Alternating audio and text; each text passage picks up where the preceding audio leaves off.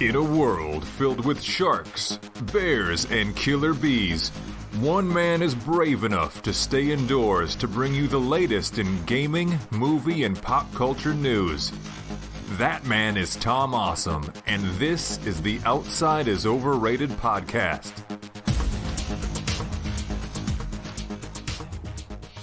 Hello and welcome to Outside is Overrated, a podcast about gaming and nerd pop culture and Elden Ring. Thank you so much for joining us today. I'm your host, Tom Sedlacci, and we've got a great show lined up for you. No Elden Ring this month. This month we're breaking down Kingdom Hearts, touching on the video game franchise and rolling through the board game Perilous Pursuit. Joining us for the first part of the discussion today are the Hobby Box, Joe Burns. Heyo. And Mrs. OIO, Phoenix Sedlacek. Hello. Phoenix, you haven't been on the show since we did our Firefly episode. What have you been up to over the last 6 months or so? Parenting, getting our oldest ready for school, being a kindergartner.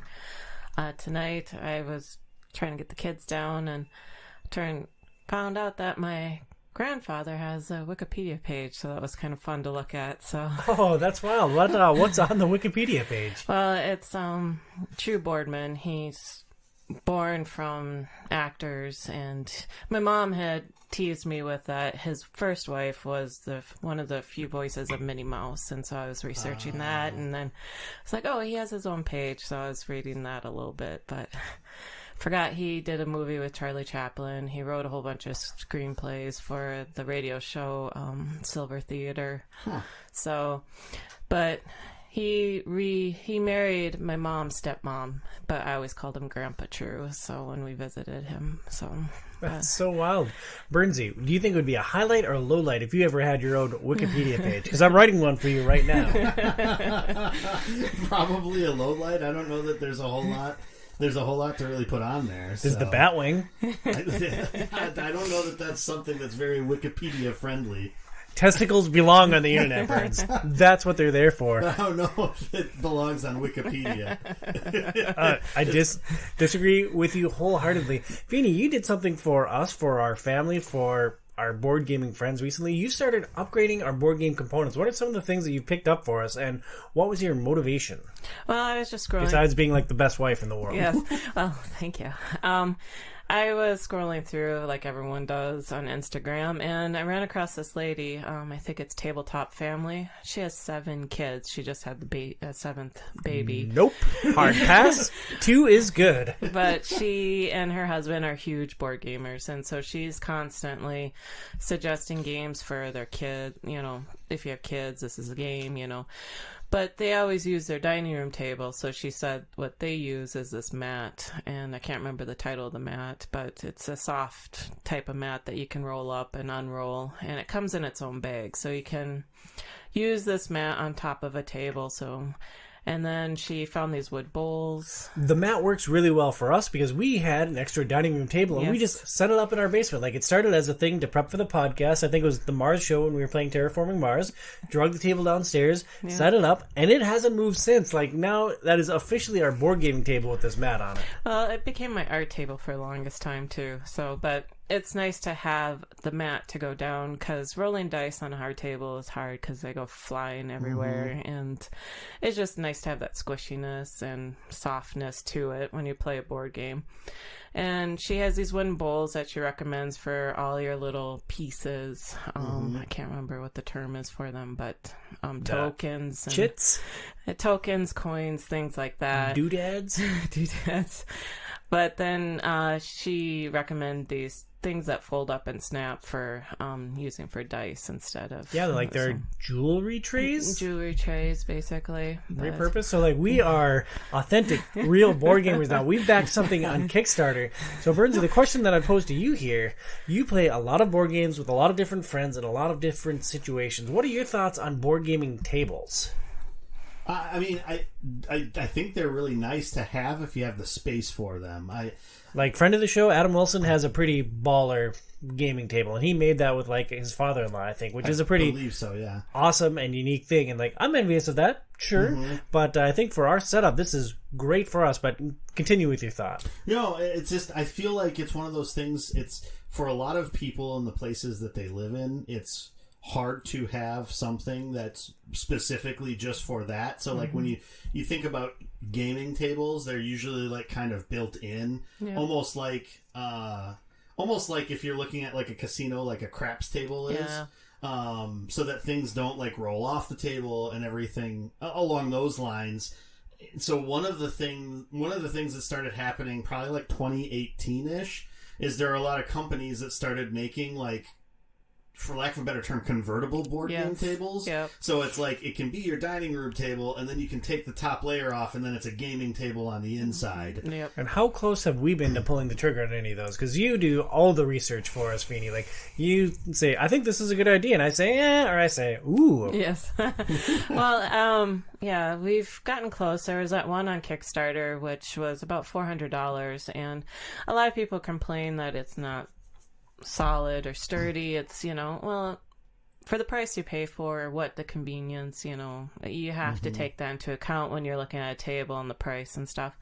But the interesting thing I just ran across was it's on Kickstarter right now, is a folding table that can slide underneath the couch and comes out, and it's a gaming table with add-on components, so people can fold it away and put it away and then take it out for gaming. So I was intrigued with that one. I was like, well, that might be more doable, Yeah, I mean, companies keep coming up with different ideas, sort of similar to that one. I know Adam, actually, I don't think he backed it, but he won, like, a free, backer level of Kickstarter for a table topper, is what the company was. And so it's basically something that you fasten on top of a table that will function as, like, that kind of gaming space. And it travels. He brought it over here. We played games on it, and it was nice. It was really nice. That was something we considered, wasn't it? I saw you guys playing with it, and it looked really nice. I thought, because it did cover our whole table. I'm like, wow, did the table come or something? But the woman, the tabletop family, she still uses the dining room table in her videos with all the kids, but she did invest a whole bunch of money in this new company that has coffee tables, and you take the tops off and it's sunk in and has the felt and little drawers that you pull out for your cup holders and stuff. But so they are coming out with different things right now for gamers. Yeah. So. I think the trickiest thing with like doing something like that for a Kickstarter though, I mean, because Tom, you're running into this now where it's like now it's the waiting game. You're bringing our personal text into the air here, Birds. No, I freaking hate it, man. I freaking hate it. We backed a game on GameFound, we backed a game on Kickstarter, and I'm like, I'm really excited for these games. We paid a couple $100 for each of them, which is a big investment for me in a board game. And I'm like, all right, we backed our games, and then like I log in, I'm like, so when is this actually coming? And they're like, oh, well, December they're going to send the art off to the designer. I'm like, what the frick? These games aren't coming until 2024. I paid it now. I want it now, and it drives me crazy. And like some of those really large like board game table Kickstarters were like, you basically, because they had so many people there and they can only produce so many tables in a given week, month, year, it's like you would be on a waiting list for like 2 years before you would get what you're getting. Now this is like some of the really like the Wormwood huge, big, fancy, expensive tables. Yeah. But that's just one of those types of things where it's like, I already feel like you kind of a little bit, Tom, where I've already put this much money into a board game and now I'm just waiting for it, and it feels like it's just wasted money sitting there in something that I don't have yet. So I can completely understand that. And for some reason, when it's like a piece of furniture, that feels even more awkward and weird. So I just imagine it's just like every time you're playing a game on your table, you're just like, oh, it's going to be so great in 2.5 years when I have the new table.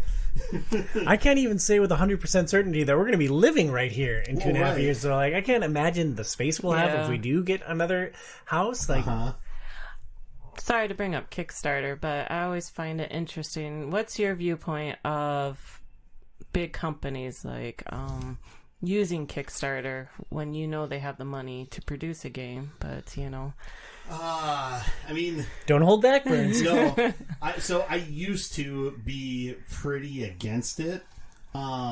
Nowadays, I'm a little bit more softened towards it. Okay. Just because knowing how little margins there are in board games.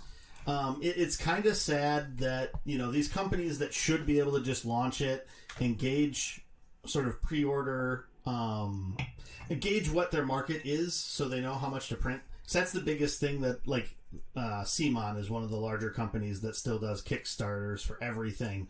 And the reason why they do that, it's kind of their marketing wing. True. That's where all of the people that have backed their previous projects, like, interface with their stuff. And so, they've backed 5-10 of their other previous Kickstarters, so they're looking for the 11th from the same spot. But then also it's because, especially with the costs in board game, like, production, like, kind of skyrocketing ever since the pandemic started and shortly before the pandemic started, now it's just you really need to have more exact numbers of what you're dealing with. And so having that firm set of backers that once you lock it in, like, they can't cancel it, like a pre-order or something like that, I think that's also just it's a much safer business model than the risk that you take going elsewhere. Some companies have been able to do it. So, like, Jamie Stegmaier at Stonemaier Games, like, he's been able to basically, ever since Scythe released, he hasn't done a Kickstarter since then. And what he has his kind of whole little marketing kind of build-up that he does with his website. Now, he's been blogging, and it has, like, his website. He's been blogging on that for, like, a decade plus now. Okay. So he has, like, a set amount of people that go to his website regularly, so that helps negate, like, one of those reasons why people use Kickstarter. And he's just big enough now. He's had big enough games like Scythe, Wingspan, and so on that, people know about him. They know, like, where to get information about it and know where to go to be able to pre-order things like that. And so he's been able to make it work that way. Also, I think he just knows, for the most part, the types of games that he makes, he knows that there's a market for it. Sure. And that even if he doesn't sell out on pre-orders that he's sending directly to people, that he's going to be able to have spots on like gaming store shelves. Sure. For that, and from distributors for those games, because so many Stonemaier games have been hits in the past. Yeah, that makes sense. So. But I don't know. I used to be much more hardline against it, where it's just like these companies make tons of money, and they should be able to do it without it now. Yeah. But I can completely understand, especially with how much more tricky the industry is at this point, especially with shipping costs. Having a lot of that in mind helps. Yeah, no, that makes sense, yeah. Well, speaking of tricky things, first, Jamie Stegmaier is a terrific marketer, and I have so much respect for him, and it was pretty awesome when he agreed to do an interview for Outside is Overrated way back when in the Stonemaier. That was attached to the Stonemaier show? I can't even remember which show it was on. I think it was? Or did you interview him before and then we did the Stonemaier show? I think it was with the Stonemaier Games show, because I don't think we talked about any of his other games before that. You're right. But I could be wrong. Yeah. Well, at some point, I talked to Jamie Stegmaier, and it was awesome. And it's attached to some episode of Outside is Overrated. So just go through and download Elden Ring first, and then every other episode of Outside is Overrated, and see if you can find it.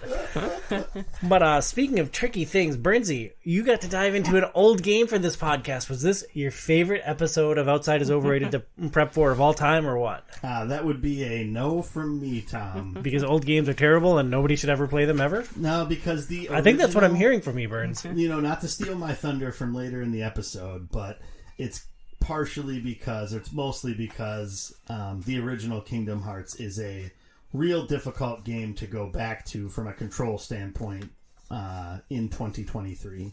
Well, you just gave away the whole rest of the show. It's in between episodes. Need to edit that anymore now. I'm gonna need to explain what a tease is to you at some point.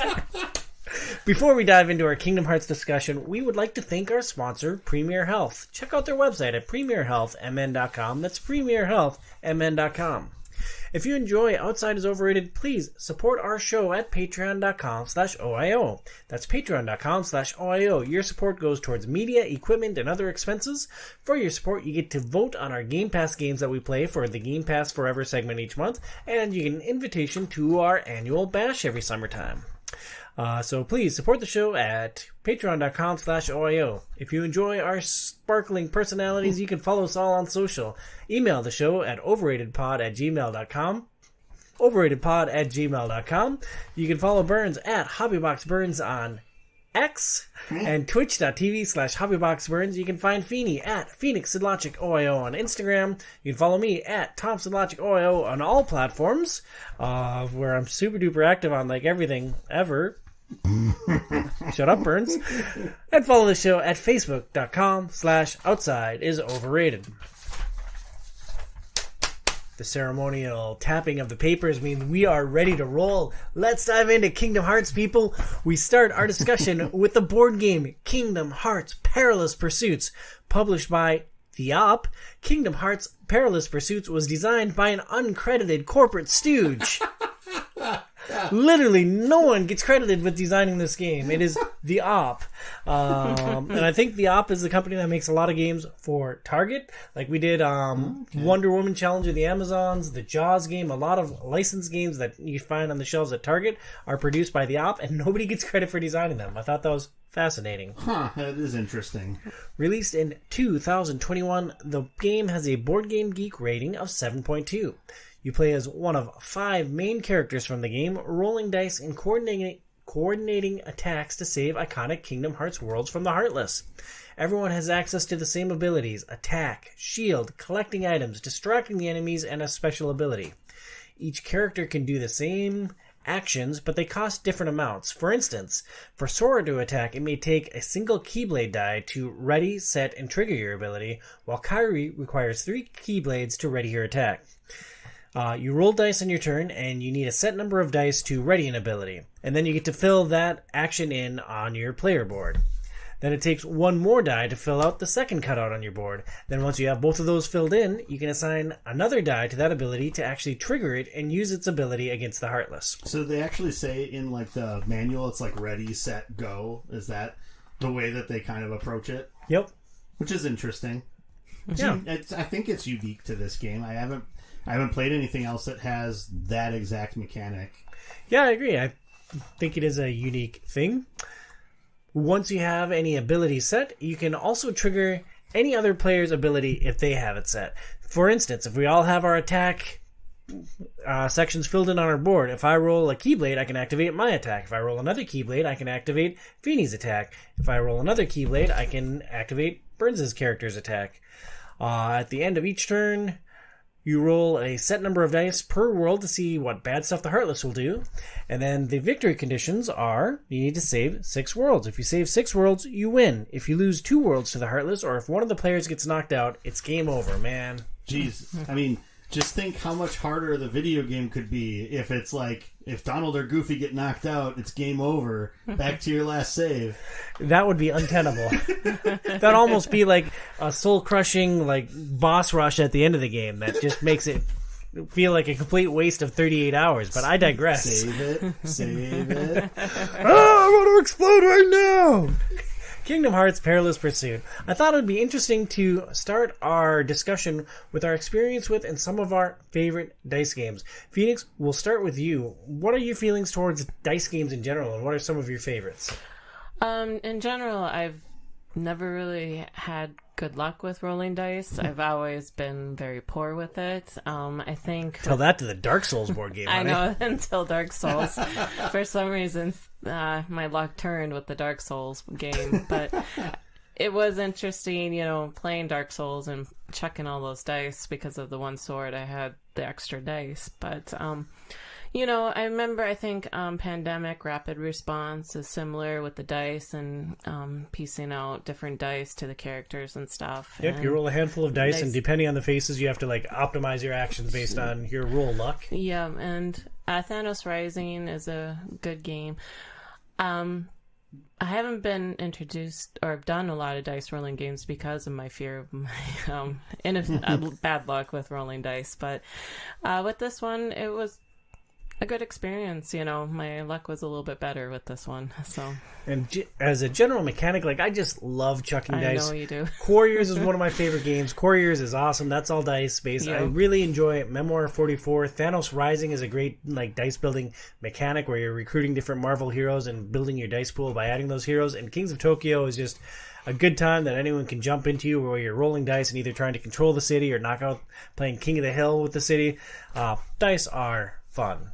I mean, dice throwing games are fun, but I tend to prefer other mechanics, kind of because I have similar luck to Phoenix, but mine always seems to be very specific. So it's like certain dice rolls in certain games I struggle with. So for instance, in the A Song of Ice and Fire tabletop miniatures game, if I have to roll a charge roll, and it'll be like a pretty normal, like I just need a 3 on the die to hit it, it is like 4 out of 5 times I will fail the charge roll. Wow. Like all the time. It's just like, it's ridiculous how that one specific roll tends to always sandbag me in games of that.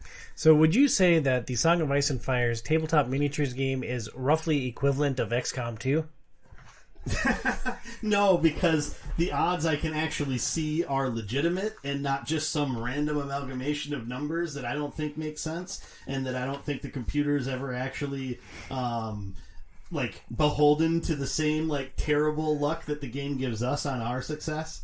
So I had a lot of luck in that game. I just ran straight forward and no one ever attacked me. It was great. Yeah, I wish I had a bug like that too, but so I don't know. I do like rolling dice in games. So Quarriors, like you said, is a fun game. That's a lot of fun. Every time we've played that, I've enjoyed it. Dice Throne would be another one. So Marvel Dice Throne, I like a lot. And then I would say it's not what I would go to a game for, but having some ability to roll dice always seems to be fun. I don't know. All the ones you listed were good. I haven't played Thanos Rising and. Okay, not all of them. I'm not a fan of Memoir, but other than that. Well, I know you love dice rolling, and some of your stories that you love to tell come from dice rolling, especially the Yeti. Yeah, the Turkish trash with the Yeti. Gall darn Yeti. Yeah. Gall rum Yeti. So I told you, Casey. I told you I could take down the Yeti. It's just dice is always your go-to type game. I mean, you've been eyeing Dice Forge forever. Yeah, I tend to have very streaky luck. I'm either hot or I'm ice cold, and when I get on a hot streak, I can destroy worlds and Yeti like nobody's business. Well, how does Kingdom Hearts Perilous Pursuits compare to some of your favorite dice games? We'll start with Burns on this one. I do think it captures the theme in a decent way. Well, you get to play as the iconic characters. Yeah. That's something. Yeah, and, it has a Keyblade on the die, so that's a symbol that's, very regular in the game. The crown, too, I guess, is a symbol that's pretty regular in the game. I would say I prefer games like Quarriors, and probably my ultimate answer for, a game that I will enjoy is going to be when the Marvel Dice Throne Missions expansion with the X-Men comes out in the first half of next year. Comes out on Kickstarter in October. And so that's probably going to be mixing sort of the battle Yahtzee nature of Dice Throne with having it actually be a co-op game. Probably is going to be the best iteration of that game, I think. And I think to summarize Burns' point, he hated it with the burning fiery passion. Of course. Petey, Always. are you on the same heat train here? You love to take words and twist them. I'm just setting you up for your opinion, honey. I know it's coming here. Well, because I wrote it down and you're just looking. No.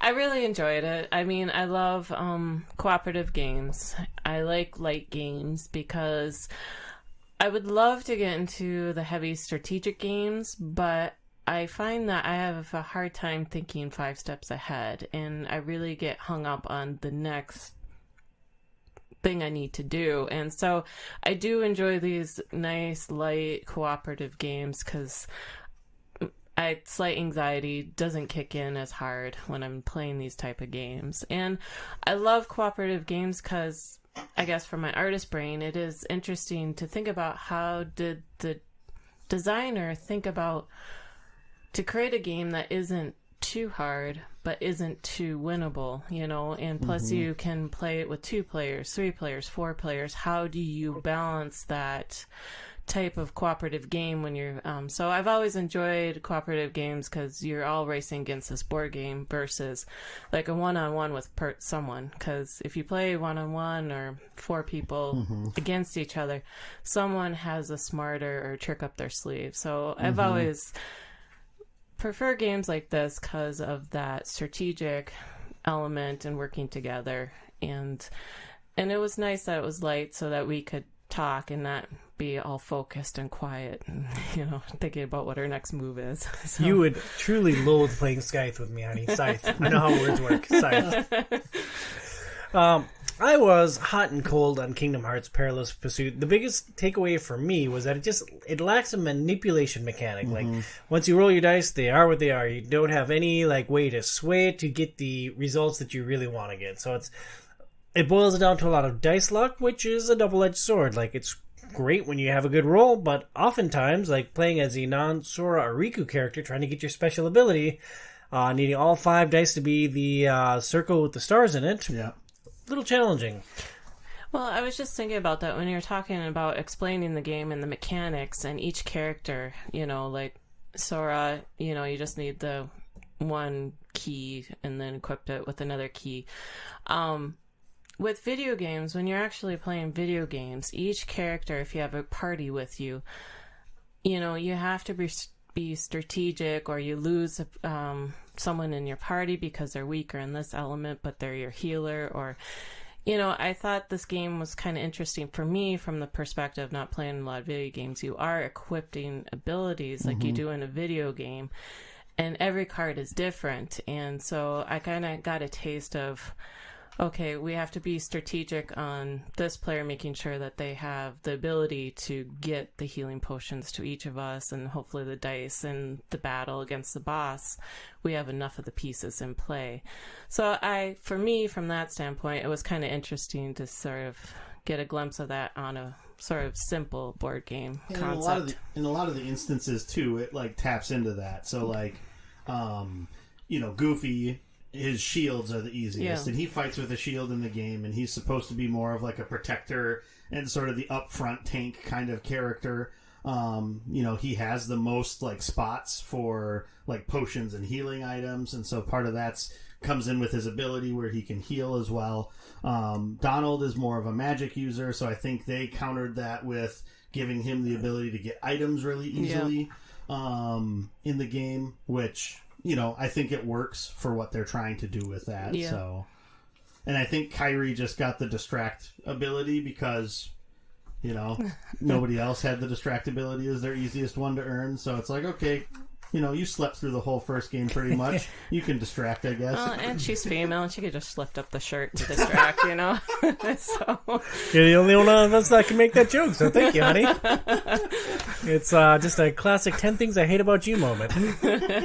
My favorite element of this game was the ability to trigger each other's abilities. We found out playing together that if we all had our special abilities, like that's how you tear apart the Heartless in these worlds. Yeah. Like, it's like, all right, well, ability, boom, Feeny cleared the world, let's move on to the next thing. Well, that's another thing about that. When you clear out or fight the boss and you move on, I know typically with video games you can continue on to the next fight with all that you've taken on, or all the special abilities, or I don't know what the proper termage is, but I felt like this helped us to, when we had to roll the dice to see, you know, we got damaged or ding, or like with Diablo 4 or any Diablo game, you're overburdened. You have to drop something. And so I felt like it helps counterbalance a little bit of the gameplay with that. And I don't think I explained that mechanic when I was doing the quick run through. In between each world, there is one specific unique die in this game. There's a black die that's called the Heartless die, and in between each world, you have to roll that, and it'll have each of the symbols on your player card, and then one symbol for the Heartless. And whatever symbol you roll on that die, you have to clear that off of your player board. So if you roll a Keyblade on that, your attack, ready and set pieces have to come off your board. If you roll your special ability, that one's a killer because those are some of the hardest things to fill in on your board. If you roll the Heartless symbol, you have to take the set action off of each one of the actions on your board, which is the second thing you fill in, which is 1 extra die.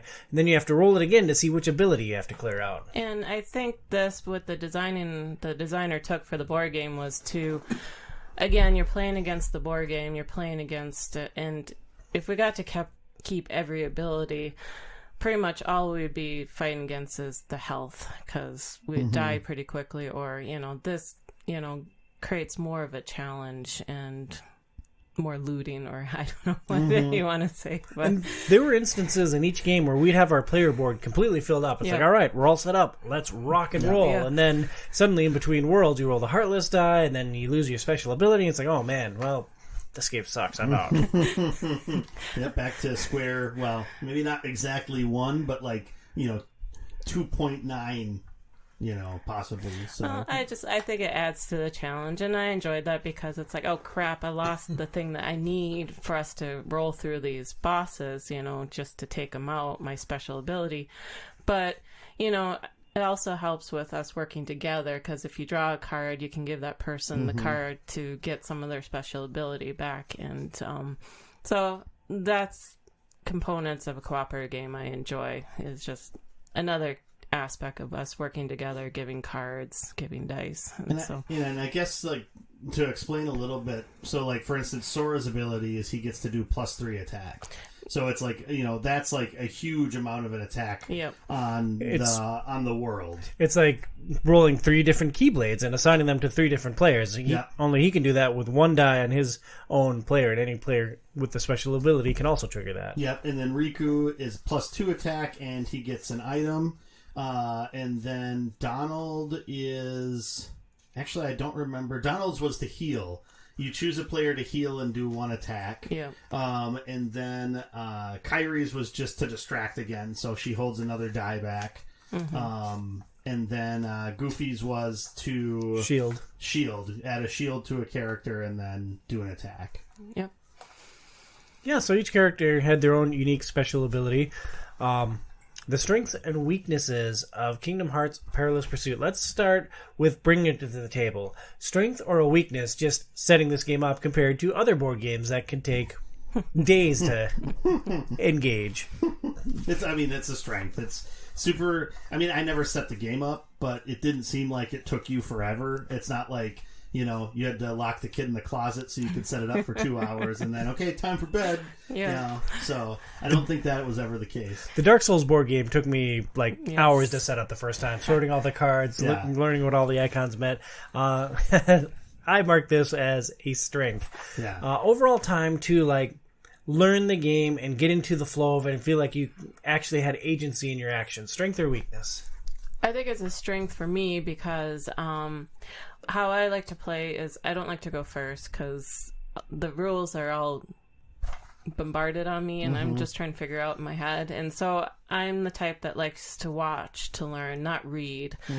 And I know that's driven my dad crazy at work. It's like I have to watch someone do it in order to learn. So I always like people to go ahead of me. And it took a couple times around, and also with it being cooperative, it helped for you guys to help me place die if I miss something. So I don't feel anxious like, oh, I did something wrong, because again, with cooperative, you guys are helping me and I feel comfortable with that versus being in a game where I'm so on my own on an island and you guys are like, ooh, she's wrong, don't do that, So to me it's a strength because it's, I was able to learn very quickly and be able to try to stay on my 2 feet trying to help with this game. So, and I think another strength related to that is because the rules are pretty straightforward, there's not a lot of complex mechanics, interacting with each other. There's not a lot of edge cases in the game either. I think there was one time when there was maybe a question where we're like, how exactly does that work? Sure. Yeah. But it was just looking at the manual of how it was worded for that one ability or whatever. That cleared that up. And so, once you have a grasp on the rules, you just kind of go. And it's pretty easy to pass that along, and there's not a lot of edge cases that you have to worry about where it's like, well, if you're Kyrie and this happens, well, then you're going to have to, Sure. So there's nothing along those lines, which is good. And we got into a rhythm of playing that we didn't have to... we were able to talk about other topics between or on during people's. So I felt like it was quickly grasped, and we could play the game and get through winning or losing the rounds with the bosses. So yeah, talking about like dealing with real life heartless, Yes. attacking families and stuff. So. That is a good point. It was nice that we were able to socialize. Burns, we don't get that a lot in the games that we play. Like, we play some 4X games, we play a lot of intense things, but like this game, and when the three of us played the Sherlock Holmes consulting detective game for the Sherlock show, like that was also a very social experience. And that's nice. Like, sometimes I want to be completely focused on screwing Pat over and like winning the game. But it's also nice to just have a social thing that you can talk over. Well, I know with you guys, when you do your marathon one day board games, you guys need to cram in all those favorites or the strategic. But I guess if you guys did a more routine, sometimes you might throw in a palate cleanser where it's just light and easy to do. So, but yeah, Pat loves a good palate cleanser. In Perilous Pursuits, you're traveling to a lot of the worlds that you're visiting in the Kingdom Hearts video games, both Disney and Final Fantasy inspired. Burns, were the worlds that you travel to and the things that you do in the worlds a strength or a weakness of Perilous Pursuits? I mean, so the worlds that they represented were all worlds from the first two games, and so that makes, that made sense, and they had a image that showed you like a character from there. Or I guess, an enemy from there, which makes sense. And I should set up, like, the world is nothing more than a flat, skinny card that goes on the table. It's got a picture of the world, and it's got a little tracker for what the Heartless currently are, where they're at, whether they're overtaking the world or whether you're beating them back. And then it has symbols for each of the die faces, which equate to what bad stuff happens when you roll the world dice at the end of your turn. Yeah, and so the easier worlds that you fight, there's more of the dice that you roll that have no effect. And then by the time you get to like the level 3 worlds, it's like everything's a negative for the most part, unless you roll the wild symbol, which is the crown. Then that's never a negative for you. But the one thing I really do wish, I think they kind of missed out on an opportunity, is having something that happened with each of the worlds that was a little bit more reminiscent or representative of what it was like to be on that world in the game. When you go to Hollow Bastion, you can't see anything because Beast obscures your vision. Yeah, something like that, right? Like a little narrative or... So anything like if... Because rolling the Heartless symbol was always just like, +1 or -1 health for every player, or minus this for every player. Like, if there was something a little bit more flavorful that matched kind of what happened on that place, or like a special rule that was in effect for each of those worlds to help give you a little bit of that spice, or like the other idea I had, which I think would have been way too complicated to try to make work, but something where it represents like the character that helps you on that world. So if you're on Deep Jungle, some sort of special ability that if you roll a certain symbol, like Tarzan helps you in some way, or Hollow Bastion, Beast helps you in some way. I feel like some of those types of things would have just helped added a little bit more flavor to like the place. Otherwise it's just like, all right, how many more successes do we need? We have to move 4 more up this track. There wasn't like this sense of, we're actually under the sea or any of that stuff. It was just like, okay, what do I have to do on the card to get to the next card? How many Heartless do Feeny have to kill? Me fail English? That's impossible. Me so smart. Me so good with words. Feeny, having not played the Kingdom Hearts video games, what were traveling to these worlds like for you? I guess thinking about it now, it is a little confusing because the art isn't as clear as far as what world we are on. Like when we go to Arendelle, it's a wolf, of course. So the title of the world, I can sort of get an idea, but as far as the art on the card itself, I was kind of lost because I know the way they drew some of the bosses are probably reminiscence to what's the company, Square Enix, yeah. Enix style of video games. So without having that attachment to the video games or anything like that, The only thing I had was maybe the title to have an idea, or you guys saying something. Oh, do you remember the beast being in the way or something? You know, it's like so. Beast really irked me. But I just think, it was a missed opportunity where they could have added more flavor to the game to make it feel a little bit more like you're actually in those places, I feel like. Without a dice manipulation mechanic in place, this game is very luck-based. It's whatever you roll is what you have to work with. For me, that was a major weakness for this game. Bernsey, do you agree or disagree with me on that point? Yeah, I mean, I agree with that. Having something like that, I mean, that's in most dice games, so having something along those lines usually helps a lot. To me, luck doesn't really have one way or another. I guess I viewed luck being part of the strategic planning of the game, so I guess I don't lean one way or the other about it. So yeah, because really the only way that you could try to manipulate any sort of roll is just the distractibility and pulling away the heartless die before the world roll, because that's the die that could hurt you the most. That's really the only sort of mitigation that you can do with anything. So having some other mechanics in there maybe would have helped with that, but then maybe that overcomplicates things too. So I'm sure that was something when they were designing it that was a little bit of a push and pull. Thinking about onboarding new players to this game, Feeney, you got the Tom Express. You got a 2-minute explanation. Roll some dice and we'll figure it out together. What do you think the onboarding experience can or should be like for new players with this game? Well, for me, again, just watching, I'm able to pick up things. A couple turns around the table it takes for me to usually... I know there's some games where I don't grasp everything because I can see both your guys' brains just tick in a certain way when you're thinking strategically and what you want to do, like Cowboy Bebop or something like that we've played. It was interesting watching Casey trying to explain it to him and try to work through. I'm not sure what his learning style is, if he's tactile or watching or having to read stuff, but well, he was just typing stuff into a spreadsheet like mad. But it's, for me, someone that's visual who can follow what's happening, I think it's very easy. I don't know, I didn't read the rule books to know how that was for someone that reads rule books, but from my perspective, I would say it's easy to onboard someone to this type of game.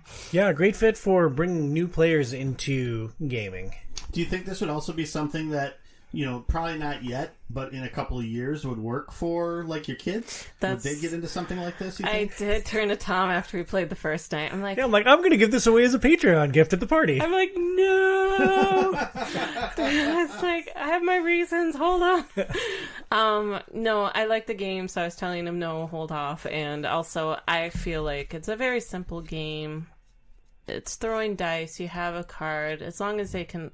The girls, once they're old enough to understand the concept, they might not understand the whole story behind it, but I feel like... And they don't have to. Like, if they enjoy rolling the dice and clearing the things and saying we win, then awesome. That's why I feel like it's a good game for us to keep, to try with the girls at some point. So, and if they are interested in the game, then you could just, here you go. Yeah. Start playing Kingdom Hearts 1. Good luck, kids. Why is Dad snickering in the background? Yes. Was an interesting experience playing Kingdom Hearts Perilous Pursuits. Our overall thoughts and takeaways on this game. I thought that this is a nice way to introduce people to dice games, including my children at some point. Bernsey, your overall thoughts on Perilous Pursuits? Yeah, I think it's a fun game to play every now and again. It's super light. It's not the type of thing where I don't think there's a lot of room. I mean, there is times where your luck's going to sabotage all you and you'll lose pretty fast, maybe. Which happened, and usually it was you putting the Heartless one step away and then handing the dice to me and saying, well, good luck, Goofy. Yuck. Oh, Mickey, I don't know. But, so, I don't know. I think it's a lot of fun, and it's, it has an analog to, it's like Yahtzee, right? Mm-hmm. And most people have at least heard of Yahtzee or understand what Yahtzee is. And so you kind of understand the base mechanics. It's just putting that together with sort of the upgraded pieces of it that make it Perilous Pursuits. So I think overall it's a fun game. There's just not a lot of depth, I think, to turn it into something that you could really like dig into or try playing in a lot of different ways. Kind of like what I was talking about before. If they had like the ability to have like a person switch to playing as one of the, so like if you had a Tarzan placard for when you're on Deep Jungle and someone switches to that, kind of like how you can switch out for those characters during the game, like maybe that would spice things up, and it's not just, the same 5 characters all the way through, but it would have been a mess to try to create, because there's like 14 worlds in the game, to try to create 14 extra characters that people could play as on all the different worlds.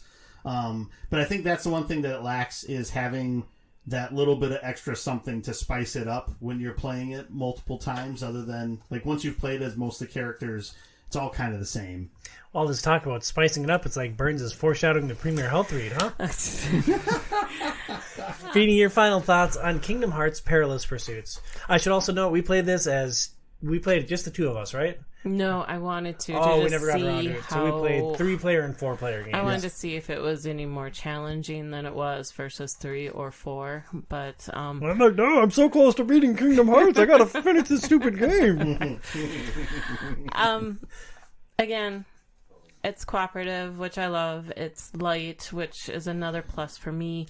And just thinking about it, the easy setup is nice for us, because when we do go to the cabins or do trips, I know the box isn't small, but it is a game that we could bring to just set up real quick one night if the girls go down easy, for us to just play real quick, for a game, instead of lugging around a game that has all these millions of pieces and trying to keep track of them when we travel. But those are the strengths for me. It's just easy onboarding for me. It was light, and it was a cooperative. So yeah, I agree. This is a fun, light game. Like, if you want to play Nemesis, don't play Kingdom Hearts Perilous Pursuit.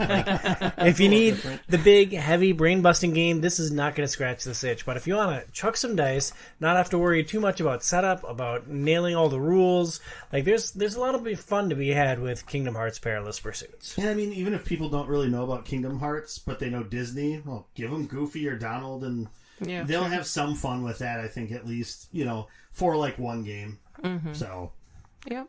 Word. Kingdom Hearts Perilous Pursuits. Pretty fun. So, Tom, my back's been killing me lately, and so there was this one night when my husband and I were just hanging out. It's game night, so we just thought we'd do some little role-playing gaming. Next thing I knew, I was riding the train, and I got bucked really hard, and my back, it's been killing me ever since. Do you know someone who could help me with that? Besides my husband. You should check out Premier Health. They have solutions for back pain, car accident, work-related, and role-playing injuries, and more. We suggest seeing Dr. Camille in Golden Valley, Minnesota. You can learn more at premierhealthmn.com. That's premierhealthmn, as in Minnesota.com. We've got a new friend as we close our discussion with the Kingdom Hearts video game franchise. Joining us from beautiful Fort Wayne, Indiana, John Munch. Welcome back to the show, John. Hello. What was the last main show you're on? I should have looked that up before turning on the camera and saying, "Hi, John," but I really can't remember. Boy, was it the Witcher show? No, or I think it was something after the Witcher. We did something after the Witcher. I can't remember what it was, because I remember us saying, I think the last show we were on together was the Witcher show. Yeah, I feel like I should know it. It was Hi-Fi Rush? Yeah, Hi-Fi Rush. There you go. And Game Pass Forever. Yeah, well, welcome back, John. Thank you so much for jumping into our Kingdom Hearts show. Now, you came into the show with very short notice, so you played a little bit less Kingdom Hearts probably than Joey and I have, but we'll cover that in just a little bit. Well, recently a little bit less anyway. Yeah, recently. Yeah. Like over time, I think he's played a lot more. Yeah, true. All right, John Munch, our Kingdom Hearts expert in the lineup. Exactly as I drew up this show. Basic story setup for Kingdom Hearts. You play as a young boy, Sora, who gets swept up in an adventure with Disney and Final Fantasy characters. You travel to different worlds trying to stop the Heartless and seal the door to Kingdom Hearts. After the first game, the cast sprawls like a George R.R. Martin property, and the story gets super duper duper convoluted. The core gameplay loop includes traveling to different worlds from Disney and Final Fantasy properties, fighting endless streams of mobs, earning XP and leveling up. Nobody notices a typo in the show notes. Everybody shut up. You watch your party members die over and over again, and you learn not to equip items to them because they just burn them with reckless abandon, and it's a complete waste of resources. You take on a crap load of bosses, then you run out of time and you record a podcast about Kingdom Hearts. That's accurate. Pretty You got it. Nailed it. Yeah. The Kingdom Hearts Dark Seeker Saga entails a whole slew of games. I'm going to read these off. This is going to be the title of the game, the year it came out, and the system that it came out on. The original Kingdom Hearts released in 2002 on the PlayStation 2. Chain of Memories followed in 2004 for the Game Boy Advance. Kingdom Hearts 2 came out in 2005 for the PS2. Kingdom Hearts Recoded came out in 2010 on the DS, although it was originally, prior to that, a mobile game in Japan. Then you have the terrifically titled 358 Over 2 Days, which released in 2009 on the DS, which apparently was out of order in the article that I copied this from. Well, I think Recoded came out earlier than 2009 on mobile, Oh. but then the DS port was after 358 Over 2 Days. Yeah, that makes a lot more sense. Thank you, Burns. Yeah. Then we have Birth by Sleep in 2010 on yet another console, the PSP, the PlayStation Portable. Then you have Dream Drop Distance in 2012 on the 3DS. Then you have Kingdom Hearts Cross or Unchained Cross in 2013 on Android and OS. And then the culmination in Kingdom Hearts 3 in 2019 on the PlayStation 4. For the purpose of this podcast, for the focus of this podcast, we worked on the Kingdom Hearts all-in-one package, which does not include absolutely everything on that list. So Or it includes it, but it includes it as just like a video of all the cutscenes and some things that they sort of fit in between there. Yeah, it's very confusing. A little bit. It's a little confusing. You just start at the top and you go down in order. It's not that confusing, The first thing... I mean, for the naming structure like that, it's just perfect. Yeah. I understand. Come on, 356 days over 2, right? Yeah. Birth by Sleep, Chain of Memories. They all make sense. They all fit right together. 358 over 2 days is definitely before Birth by Sleep. I mean, you just know that. It's just the natural progression of things. Because it's over 2. It's over 2. Yes. The naming convention makes about as much sense as the story, but we'll get into that. The first thing I want to get out of the way right away... Burnsy, did we do this franchise dirty with this podcast? Are we going to completely besmirch the good name of Kingdom Hearts on our beloved little podcast? Well, I guess I don't know if you can really besmirch the name of Kingdom Hearts. I feel like if you throw Kingdom Hearts on in a forum or some sort of internet area, it's going to get lots of flack, lots of praise, and everything in between. Or lots of indifference, I think, seeing as how it didn't have a mainline, game for, a decade and a half. So I don't know that we're going to necessarily besmirch it, but there was a reason why at least a half dozen times I was like, are we really trying to play as much of it as possible? I think I asked you that. I'm not joking. At least a half dozen times. It's are we going to just limit this down to the first game and the second game, or? And I said, nope, Kingdom Hearts. If it's in the package, it's on the podcast. But Burnsy, let me poke at that a little bit, because you and I, we both had over a year to play this franchise. We've been sitting on these games, and the original co-host was also in that same boat. Yeah. Why didn't we manage to get all the way through this package in a year, do you think? For me, I actually started prepping for this show before our 90s video game movie last year, and I never finished one. And granted, I put over 40 hours into this franchise now, and I feel pretty well prepared for this discussion, but I don't know why I couldn't just focus and get... Well, I know why, but I'll let you speak first. I think the biggest difficulty was that we had to start with the original game, Kingdom Hearts. And I made an added blunder, which didn't really help with that. But I feel like it's just one of those things where it's definitely the clunkiest game out of the ones that I've played to go back and play. And even though they made the updated resolution version for the final mix that they put together. And I think they even did some updated visuals and stuff like that when they re-released it as part of the 1.5 and 2.5 final mix. But I still think the things that they couldn't fix was just the gameplay, which has not really withstood the test of time.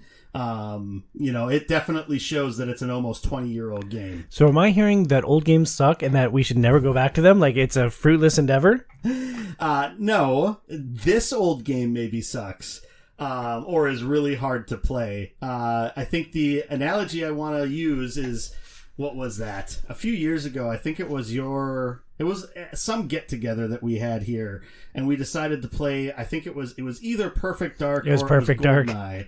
And remember how, looking back on it, back in the N64 days when we were playing those games on N64, they were the best. They were awesome. Everything was phenomenal. The controls were like perfect. And trying to go back and play that now, it was like, oh my god, this controls like hot garbage. And it's like everything's like super fast and moves all over the place. And it's like, how in the heck did I move with the C stick, and it's just like, I feel like this game out of all of them, like the controls probably when it came out were palatable. They were probably still pretty difficult, pretty floaty. But I think that was sort of the main detriment, was that it was really hard to get going on it. Plus, then we always had like this game to play for something that was coming up sooner, or this to play, or this Game Pass game to put some time into. And so, it was one of those things where it really needed it needed the deadline to be coming up to be like, okay, I just got to plow through this because I'm not necessarily enjoying it, I would say. So I think that was ended up being what was the knock on it, and made it difficult to really get into it. I'll add a quick note before we kick it over to John. Like that deadline was hard in this show. Like we're going off of Final Fantasy 16, which is a new and awesome and very enjoyable game, and then we do the podcast prep for that. We record the podcast, and then it's all Kingdom Hearts after that. It's like, oh, this is rough. John, and we had Elden Ring before that. Plus, then the Game Pass games each month, and so it's just like stuff kept popping up in the way. At least for me, anyway, where it's like, oh, okay, well, because I do believe I started playing it. I started messing around with it in like February-ish, I believe. Yeah, and you're like, this game sucks. We're never gonna follow through on this. I think that was probably the third or fourth time then, and I was like, hey, Tom, you sure we want to play all of these? Oops, sorry. John, we'll turn to you. You had roughly 10 days to prepare for this podcast. A, thanks for jumping in on very short notice. B, do you think that we did this franchise dirty trying to cover the entire Kingdom Hearts Darkseeker saga in one show? No, I don't think so. Considering that I did a 30-minute YouTube video that caught me up with everything except for Kingdom Hearts 3 in like a great way. The story, everything about Kingdom Hearts is all over the place. So I don't think you trying to jam this into one show. I think it's perfect, right? Because honestly, it's none of it matters, right? And I agree wholeheartedly with Joey. Like these games do not age well, right? And their biggest fault, they don't respect the time. Look, like right now, Baldur's Gate 3, Final Fantasy 16, right? And like Theater Rhythm, Octopath 2, all games that I'm playing through right now. Diablo 4. And I was like, gosh, while I was playing all these Kingdom Hearts games, I was like, I want to be playing any of the other ones. And look, I am a huge Final Fantasy fan and a huge Disney fan.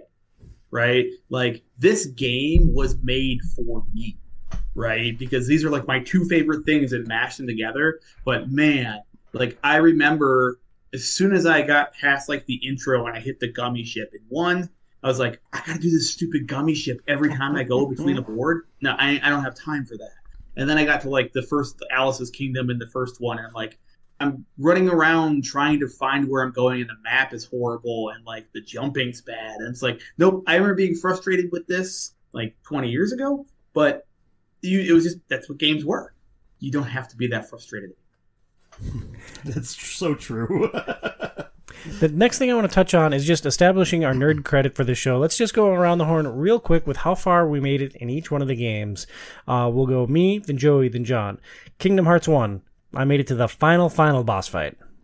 I made it to the last fight before you get to the string of boss fights at the end. That was a nice finish for you, by the way. Yeah. I made it to Alice in Wonderland, which is probably about 4 hours in. It's the first Disney World. Yeah, and but I have played this all the way through multiple times. So I was like, oh yeah, I remember all this. And I watched the YouTube videos and remember. I ain't doing the Little Mermaid scene again. I ain't doing none of that. I'm out. God, I hated the Little Mermaid. Chain of memories. I played 5 hours. I made it to the 5th floor. I played like around on the first floor. I got to like where the end of the first floor would be. I watched a YouTube video and it showed me what happened in Chain of Memories.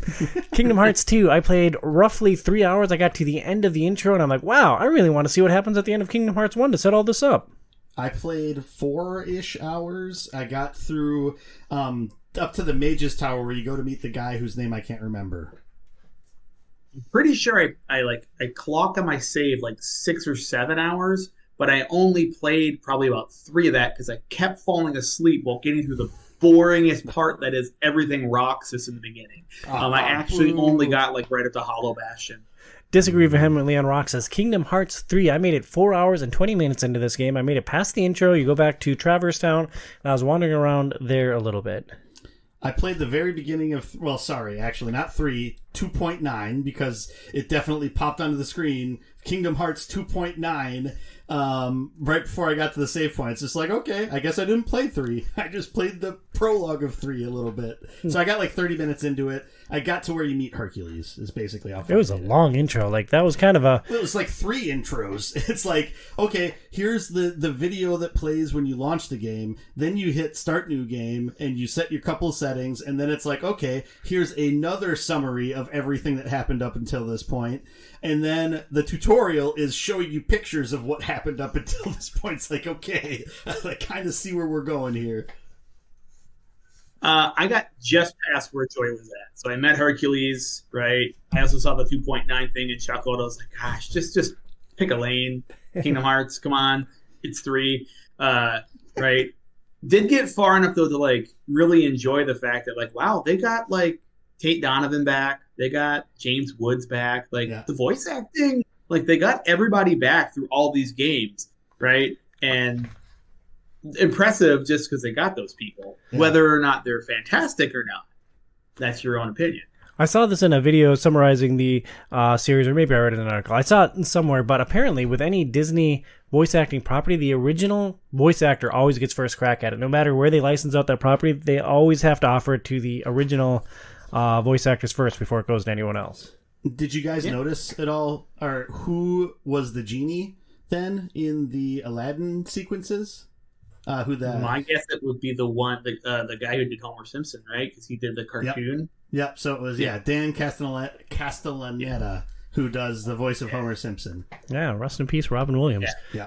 Well, he does the voice in the animated series too. Yeah. 358 over 2. I made it in roughly 100 days, which I think is a third to a halfway through that video. Yeah, I watched the whole thing. I actually really enjoyed that. Yeah, I was really digging it too. I just ran out of time. I didn't even look at it. That's as far as I made it, Burnsley. Was there anything else on your list that I missed? I watched all of the intro videos for all of the games that were on the 1 and 2 final mix, as well as then some of the intros that were on like the 2.8 collection, whatever. Just to get a gist of like where those went, and then read a little bit online about what the different games were about. All right. Way to win at the prep work, Burns. Good job. Initial reactions to Kingdom Hearts 1. John, how did this game compare with your memory of it? You've beaten it multiple times, jumping back into it in 2020. God, what year is it? 23? Did I get that right? Yes. Yeah. Yes. 23 right now. Yeah. So when did this come out? Like 2003? 2002. It's PlayStation 2. Oh, yeah. Over 2002. All right. Wow. Yeah, this game is old enough to drink. It is old. It is. That explains the story, then. It does not hold up. Nostalgia is amazing, And normally nostalgia can get me through quite a bit, right? Like, there is some I love old games, and, I can play a bad old game, a good old game, but man, it is just the combat in one is just slow and boring, and it is just hit X, hit X, hit X, hit X, and hit X. At least as you progress through, they started adding more stuff in 2 and 3, but like I just found the combat to be a slog. They still nail the Disney stuff though. Like, to give them credit, like I was, a huge fan of both 1 and 2 when they came out, right? That novelty of having Final Fantasy and Disney as like this weird acid trip mashup, right, was so cool at that time. But we like live in a post Smash Brothers world, right, where like you play Smash and Sonic and Mario and everybody's there jamming out, playing together, and it's not that big of a deal anymore. This was like fan fiction come to life, right, back then. So it was just really cool. And then huge Disney person, and they did nail that. Like, Mickey's cool, Donald and Goofy like can be annoying, but they are still like Donald and Goofy. So that was good. But I mean, I was even playing it, like my daughter was next to me and she was like, all right, I'm gonna go. She got bored. My 10-year-old daughter, right, got bored. So you hated it. Your daughter hated it. The whole Munch family turned on the original Kingdom Hearts, and you still made it further than Brian did in Tales from the Borderlands. That's pretty remarkable. Bernsey, did you ever play the OG Kingdom Hearts back in the day? Did you have any nostalgia goggles going back to this game? I mean, I still actually own the original PlayStation 2 disc of Kingdom Hearts 1. I did play it a bunch. I know I didn't finish it. Otherwise, I don't have much of a recollection of like playing it at all. The one thing I thought I remembered was actually like at the start of 2, which is weird because I didn't ever own 2, I don't think. But I must have played it somewhere. So that was weird. But the only other thing I could remember was that trying to build a gummy ship was incomprehensible. And that still tracks. So let's talk about the stupid gummy ships for a minute, because like John touched on it earlier, and I hated the gummy ships with a burning, fiery passion. And for most of the game, I just avoided it. Like, I rocked that starter gummy ship for a very long time. Yeah, it's pointless, right? Like, look, I don't need to play, like, in the first game, completely horrible because it is so slow. You don't do any target locking, just boring. At least in 2, they threw the Panzer Dragoon style fighting in. It was a little bit more fun. But still, I don't need to have this, like, extra game tacked on to the game you're already doing. I want to get over and I want to go to the Coliseum and hang out with Hercules. I want to go see Jack Sparrow. Right? That's what I want to do. I don't want to be on this weird gummy ship. I finally caved about 2/3 of the way through the game, which from talking to Tom was probably when I should have upgraded my ship anyway. And I just took 20 minutes or whatever. And it's like I've been getting all of these random pieces all the way throughout the game. Yeah, you find them in treasure chests and all over the world. Like, you're constantly building your array of gummy ship pieces. Yeah, and even then, I still didn't have everything I needed for, most of the blueprints that I had. I could make one other one. It was right before going to Hollow Bastion towards the end of the game when I finally jumped in and needed to upgrade my ship, and, I could only make one of the other, blueprints that I found, which was super frustrating. I'm like, all right, well, I'll try this other one. The other one didn't have guns on it.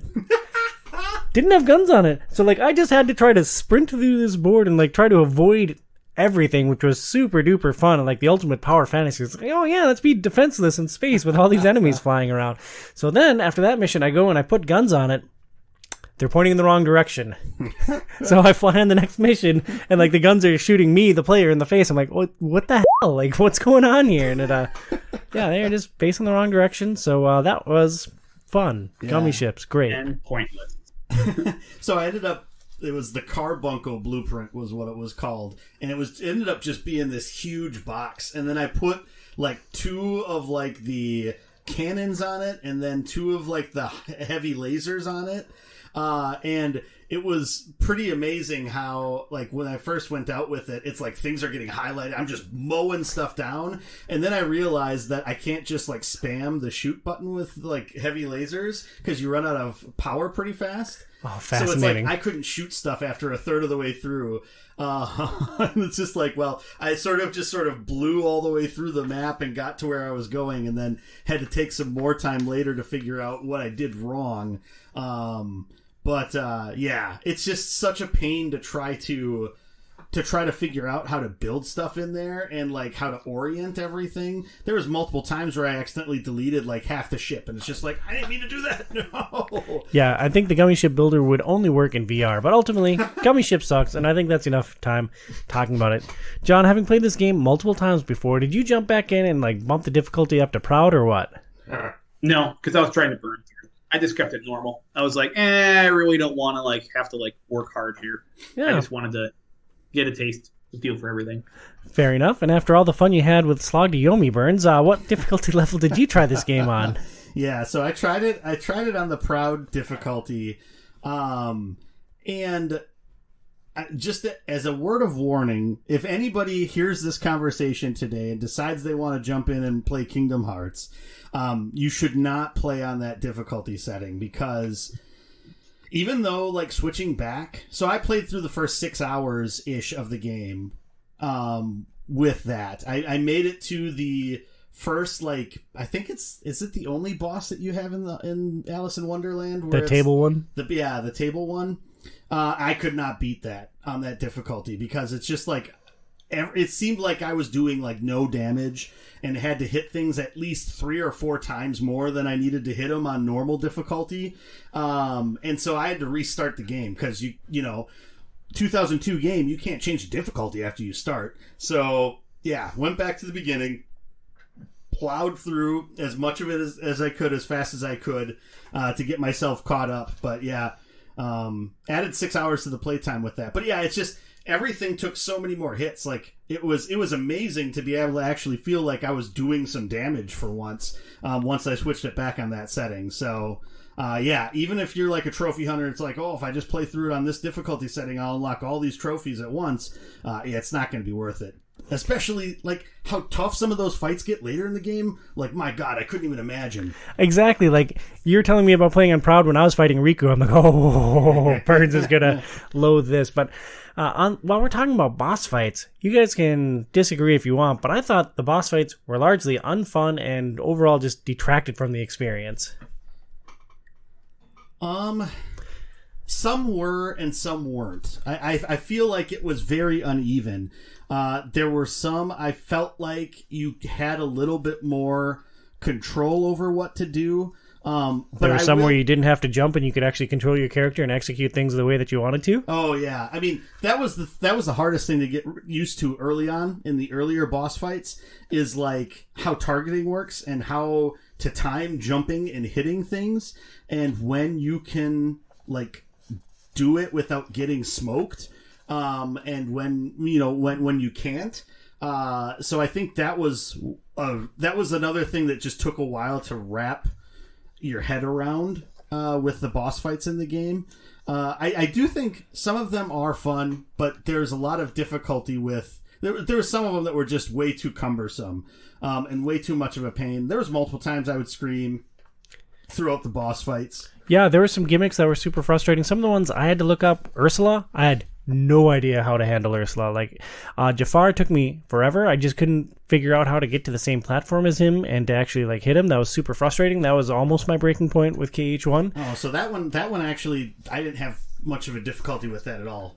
Maleficent I had to look up, and Riku and Ansem. So a couple, 3 endgame bosses in there. Yeah, they're supposed to be hard, but for the most part, I did not enjoy the boss fights in this game at all. And coming off of Elden Ring, which we played a couple months ago, incredible, phenomenal boss design. And even though the bosses in that game gave me anxiety and kind of detracted from that experience for me, I thought it was a lot more fun and a lot easier to learn and progress than it was fighting stupid Ursula and her cauldron. Well, I feel like in like Souls games or any modern game, you tend to have more weapons at your arsenal than you do in Kingdom Hearts 1. And like, I'll admit, like, I played through the majority of Kingdom Hearts 1 following a walkthrough, because we're going to get into it, I'm sure, as well, but some of like the level design is just so dang obtuse. as to like, oh, you have to jump to this map 3 boards over, and then you have to come back to this one. It's just like, I got sick of that, like, super fast. I'm just like, I'm fine with like exploring in some games, not this one. I'm going to say, okay, now I have to go back here. Now I have to go back here. Because it just got way too cumbersome too much of the time. And so there were some boss fights where I saw like a little bit of like the strategy going in, but even then I think the walkthrough I was following was pretty garbage in some of those instances, and it didn't really explain how to attack some of the bosses anyway. So well, let's talk about exploration a little bit. I think you were specifically referencing Deep Jungle, Tarzan's World there, where you have to jump between the 3 areas.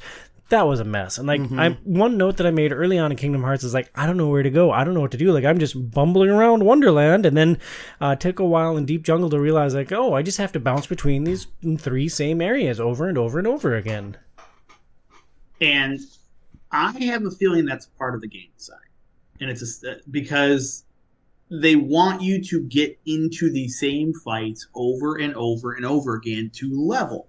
So it's almost like we're going to confuse the players so they really don't have a clear path, so that they just get enough time in the game. Because if you just know the clear path, you can go boom, boom, boom, and you're there. But you can never get to the clear path. And when I started playing Alice in Wonderland, and I was in those woods, I was like, okay, where are the 4 things? I have no idea where these 4 things are. And I'm like, everything started to click, and I started to remember. And I was like, oh, yeah, I am not going to do this. I'm not doing the Tarzan stuff. I'm not doing the Peter Pan stuff. I'm not doing the Little Mermaid stuff. I'm out. Peace out, homie. Well, we've been pretty negative so far. Brinzy, did you ever find a sweet spot in this game? Did you get into a rhythm at any point?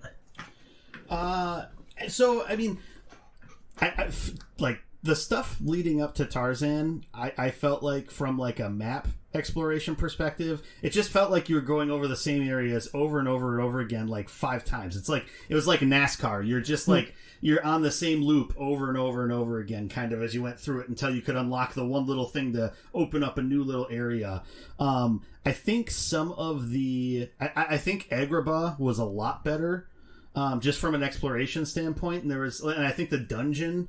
I can't remember what the name of it is, but when you go down into the mouth in the desert, the Cave of Wonders. There you go. That was like probably one of the first high points of the game, because it was fun to sort of make your way around and like puzzle out how to get some of the different areas. So that was where it was more successful than like Deep Jungle was for me.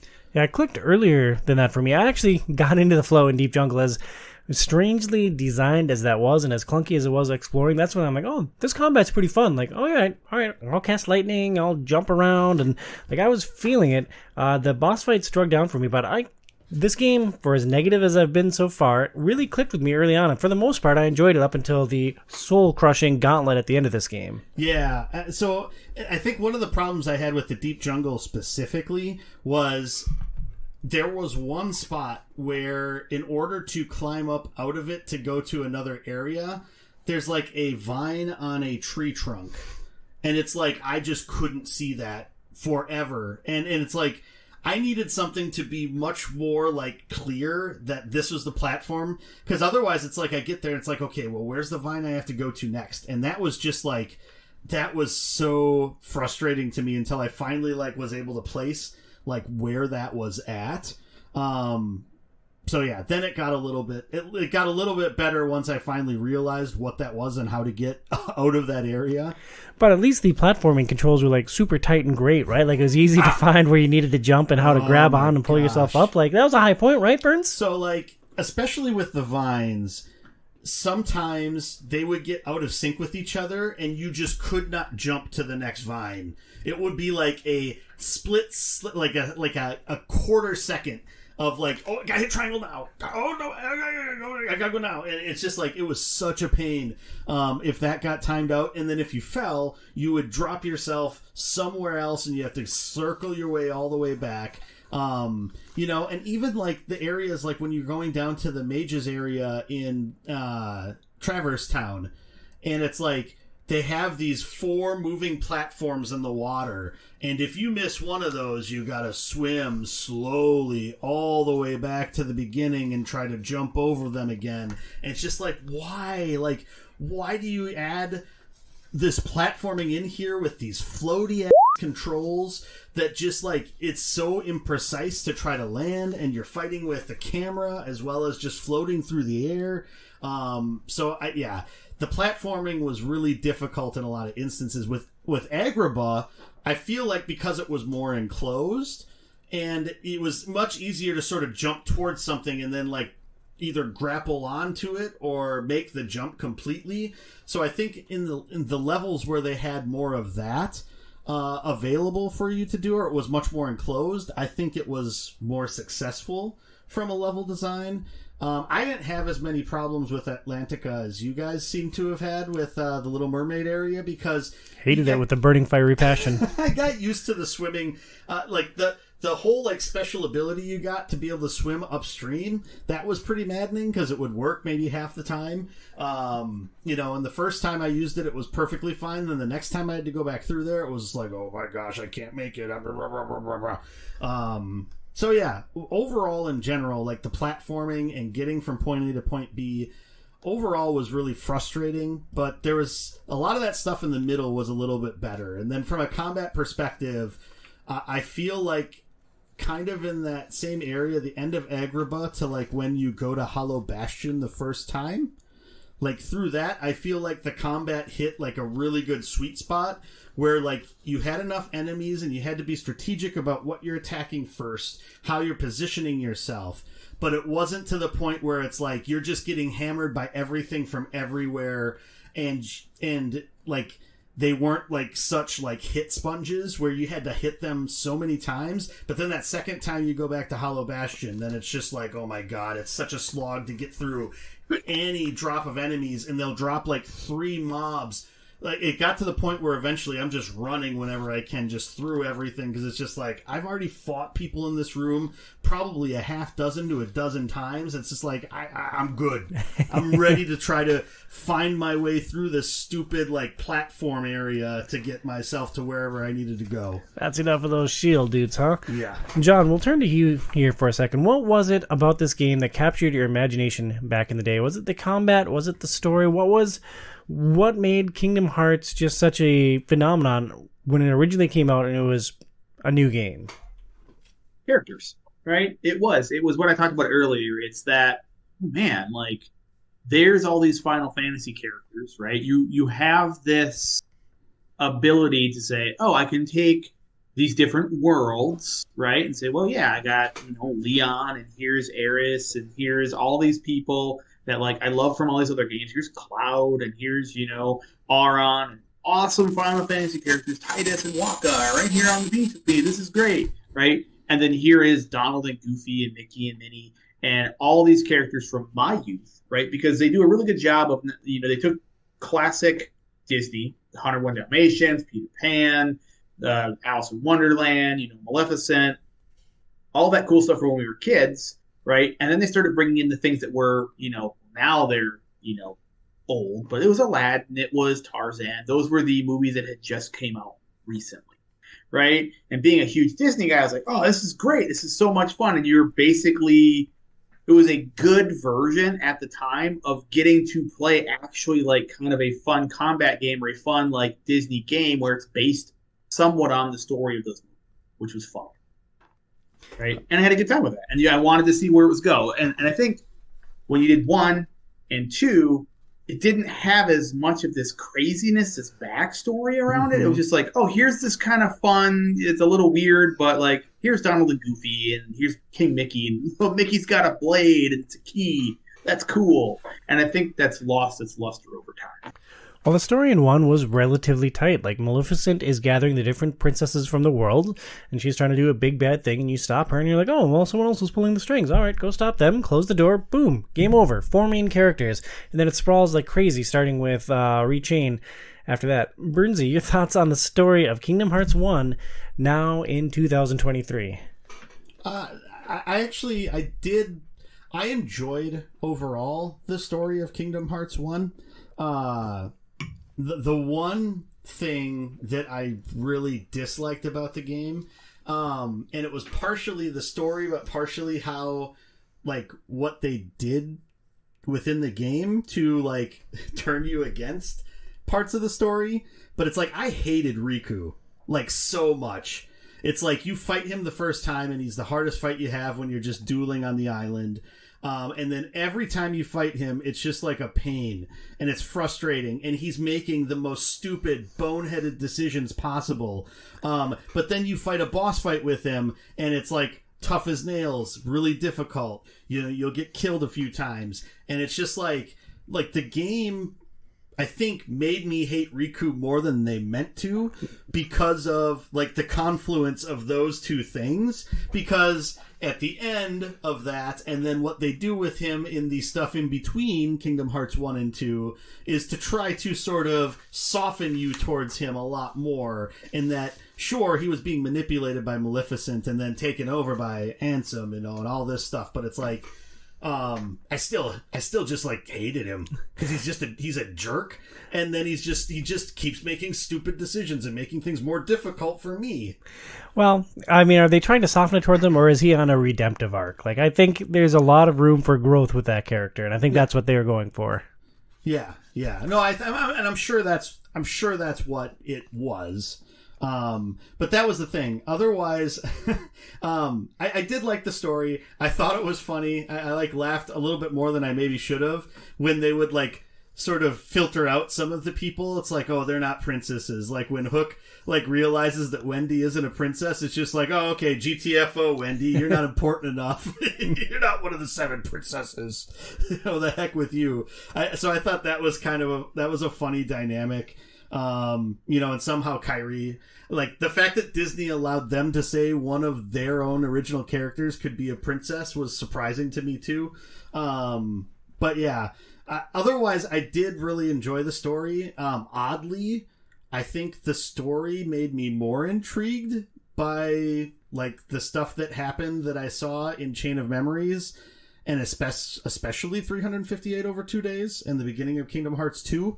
I'm positive it starts to go even more off the rails after as far as I've made it, so I reserve the ability to backtrack on saying that I actually really like the story of Kingdom Hearts until I would experience more of that stuff. You didn't watch the video that John shared?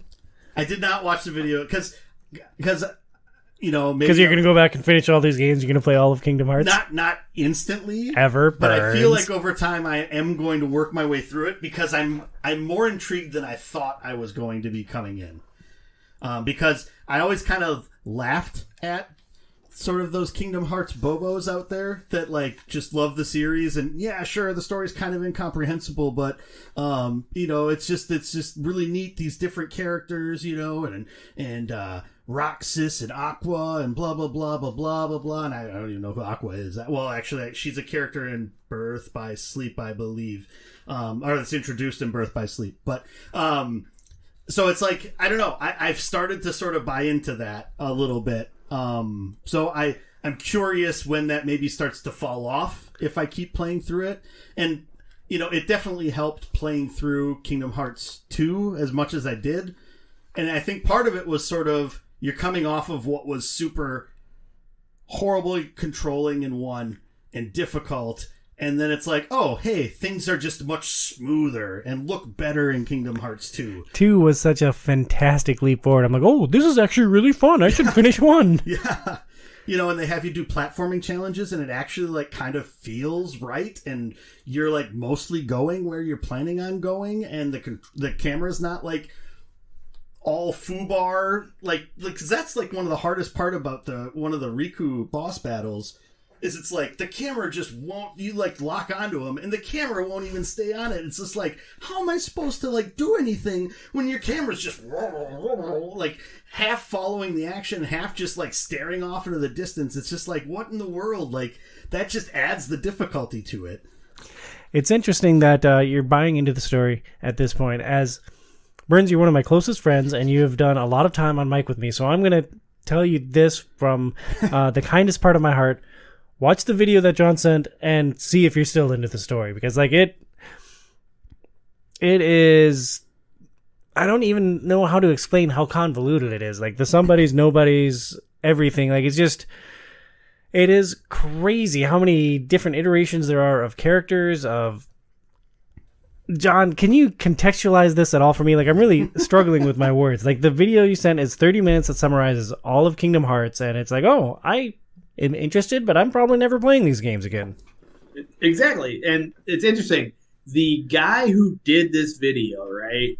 It's like the good enough story of Kingdom Hearts. He sat with one of those Kingdom Hearts uber knowledge people for 7 hours. And the guy like, he did it on stream, right? So then he condensed it all for us. And it is bonkers. Like, I will tell you this. The fact, and someone else said, they pointed in a comment of something, and it might have been the YouTube video itself, but someone said, right, a key thing of Kingdom Hearts, right, is when you lose your heart, that becomes a heartless, and the thing that's left is a nobody, right? Wouldn't it make sense for those two things to be swapped around? That if you were the heart that was leaving, that would have no body, and the other thing left isn't the nobody, but he's heartless.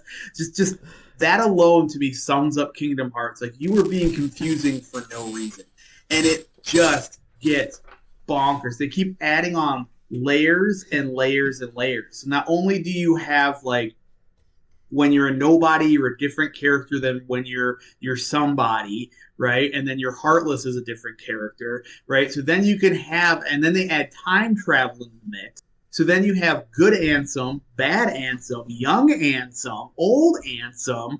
Ansem can, like, go into people, and then you, like, have people stealing memories that are going into other people. And there's amnesia. Oh, there's amnesia. There's time travel. There is, like, just every trope you want, throw it in.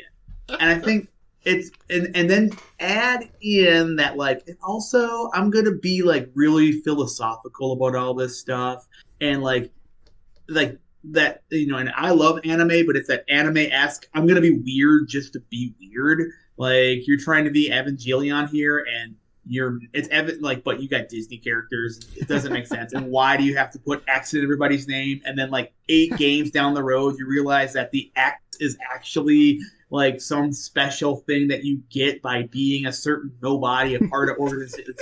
It is crazy town, right? And seriously, watch that video. Watch the video, because this guy does a great job of explaining it. And you're like, okay, this all kind of does make sense. It actually made playing 2 coming into it. I'm like, oh, I see totally what they're doing with Roxas and this and that.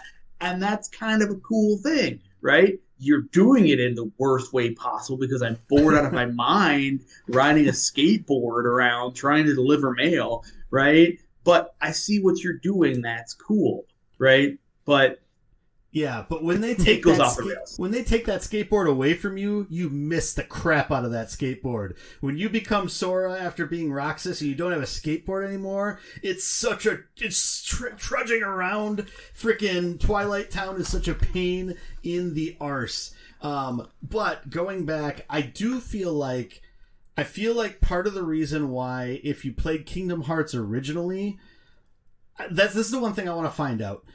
I feel like if you played Kingdom Hearts originally and you played it in the order the things were released, it makes less sense because they added things in later that helped bridge the gap between a lot of that. Like 358 over 2 days was released after Kingdom Hearts 2, I believe. And so it's one of those things where watching that before I played Kingdom Hearts 2, like, I was all for then jumping in as Roxas right at the beginning of Kingdom Hearts 2. And let's set that up real quick. 358 over 2 deals with different characters from Kingdom Hearts 1. It's Roxas, and it's Axel is the other dude's name. Yep. And it focuses really on those 2 characters. And then in the open of Kingdom Hearts 2, and Xion, the opening of Kingdom Hearts 2, you're not playing as Sora's anymore, you're playing as Roxas. And so, like, I jumped from 1 to 2 to 3 and played a few hours of each before going back to try to finish 1. And it's like, oh, I don't know who this new character is, but, like, they set up this really creepy, like, haunted house Matrix vibe. I'm like, oh, I am really into this. And then, like, you find out that Sora's, like, asleep in a pot. I'm like, oh, well, that's weird, but, like, I'm really in. It would have been very interesting to approach it like you did, Burns, doing 358 over 2 first. Yeah, because it was... Because it was made afterwards, it flows, like, directly into, like, the end of 358 over 2 days is the start of Kingdom Hearts 2. And knowing you as I do, Burns, and how you like to consume all of every game, like, in its intended order, how hard was it for you saying, I'm good on Kingdom Hearts 1 and jumping into this other stuff and doing some of the other things that you had to do to prepare for this podcast. So I was fine with it once I got to the point. And I was at the point, because it would have literally been like, basically for me to try to get through to the end, I would have had to have backtracked like 45 minutes of game time to go try to buy a bunch of items and see if that carried me through. It wouldn't have. But you need to go to those other worlds and like do a lot more grinding. I was gauging that it was probably like a 25% chance that I could beat the game if I just had a bunch more items to heal and like get, more magic juice and stuff like that. What I needed to do was go 100% everything else and over level myself, because the playthrough that I watched through the end of the game, like, the guy was supremely over leveled, and still on some of those fights against like the fourth phase of Ansem or whatever, it's like he's still almost getting one shot by some of the hits that he's taking. It's like you have to take it. Like, it's so hard to try to dodge some of this stuff, and it's just like, yeah. No, I'm fine. Maybe at some point I'll go back, because I did want to go back. Like, I first went back to the Olympus Coliseum, and I was just like, I'm going to do I really liked the first 2 Coliseum battles, and then it's like, 50 levels for the Hades Cup. So it's like I got to like 42 or 1 and died, and I was just like, okay, never again. I missed the checkpoint. You're dead to me. I'm not. Like, eventually, maybe at some point when I'm not on a time schedule, I might go back and mess around with it and try to slowly improve through it. It was fun to go in and try to do the platinum match. Did you try that at all? No. So it's Sephiroth is the platinum match, and so it's like him standing there, and it's like, and he like 2 hits and you're dead. It's so funny. I did all that. Like, when I originally played the game, like, that's what I was like, when you guys were talking about like how the end boss was so hard, I was like, man, I don't remember the boss being hard at all. It's because I did all of that stuff. I didn't beat I platinumed it when you didn't have platinum. Yeah. I'm going to get every ounce of game out of this that I can, because I had free time in 2002, right? I was in college. What else am I going to do? Yeah, only young, dumb people should play Kingdom Hearts. Right? So, like, yeah, if you did everything, then there wasn't a huge challenge. It was, if you just tried to play through and, like, I am just going to try and, like, streamline this, you're not going to get anywhere. Because, it just turns into a slog. Well, and it's funny because I was looking at a few different like GameFAQs walkthroughs and stuff like that, because it's like, am I just missing something in these fights that I'm stuck in? And like a lot of people are just like, oh yeah, if you're level 50 you should be able to get through it. I was just like, I'm like level 51. No, this isn't this is not working. I'm not like getting through these mobs. Like, I made it through. There's like a room where you're fighting these mobs that keep coming out, and each mob you defeat like takes off a portion of the door. That was the worst part of this game, and like I'm never going back and finishing the Ansem fight, but that Ansem was not the worst part. It was that stupid room with the degrading door. No, because it's just there's so many mobs in there, and it's so hard not to take so much damage. And like, and I'm jumping ahead maybe a little bit, but like, probably the lowest of the lows in this game, or second lowest of the lows, is the fact that there is such a time difference from when you hit the button to take something to either heal yourself, either with a potion or use like magic to heal yourself. It takes so long, and in these fights where you're getting hit from like 5 different directions, like, you're going to get hit and killed before you can heal yourself. Were you using shortcuts, or were you going through the menu for that? When I was doing like magic, I was using shortcuts. In the first game, I don't think you could put items on shortcuts. You could only do magic on shortcuts. But it was just like, I got pretty quick at, going down to items and selecting the first one, because they're all healing at this point, because I was not using magic. And so other than like arrow. So yeah, I just, it is such a pain. Yeah, one has some issues. Well, let's look at Kingdom Hearts as a whole. What are our thoughts on the narrative that we've experienced or that we've seen videos of? Burns, it sounds like you're in. You liked 1. You want to see where this story goes. You have actually expressed an interest in going back to these games. Like, what is it that is pulling at you with the narrative? I mean, I think after the first game, like, I think it had a really good setup, and then some of there's like just the right amount of weirdness. Now I'm guessing it sounds like it's going to go like to weirdness like level 1,000. Yeah, you're at like weirdness level 3 now, right. And it's going to go up to 100 million billion. Right, and so I think that's what's intriguing to me. And I do really like a lot of the characters, especially Roxas.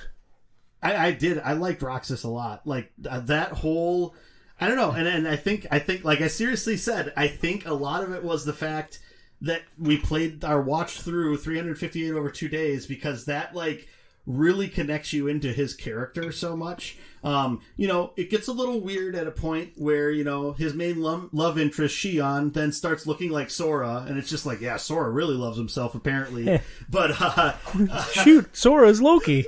Yeah, it's so weird. But, no, I think it's a really intriguing setup that it's got there, and like where I'm pretty sure from like what I've played so far, like where it's going and who's like the person that's pulling the strings. I don't know. I just is interesting, and I'm looking forward to seeing like where that goes. I'd wager you're wrong on who's pulling the strings, but John, I'm going to look at you now. You loved the original 2 games. You have watched a video that summarizes the story. What are your feelings towards this narrative? It's a beloved franchise for you, but you've never really jumped into 3. Like, you didn't feel the need to go out and buy 3 at launch and plow your way through it. So where do you come in on the overall story of Kingdom Hearts? So, yeah, 1 and 2 loved, right? Played through them, fantastic, right? The only other one of these games that I played was, I think, Birth by Sleep is the PSP one. Yeah. Right? With Aqua. And I played through that, right? So I've played 3 of these games, didn't get into any of the extended lore, and it was one of those things where, like, you're watching from the outside and, like, I know that this is insanity, and I am not going to catch up on all these games and just never jump back in, right? It has been fun jumping back in and watching that video to see, like, well, where did this story go? And I can definitely see, having started 1 again and remembering everything that I played for, and then starting 2, I had the same feelings about 2 back when I originally played it. Like, I don't want to be doing this. I want to get into the game, and I don't feel like this is a game, right? I am doing side missions, and I don't know why.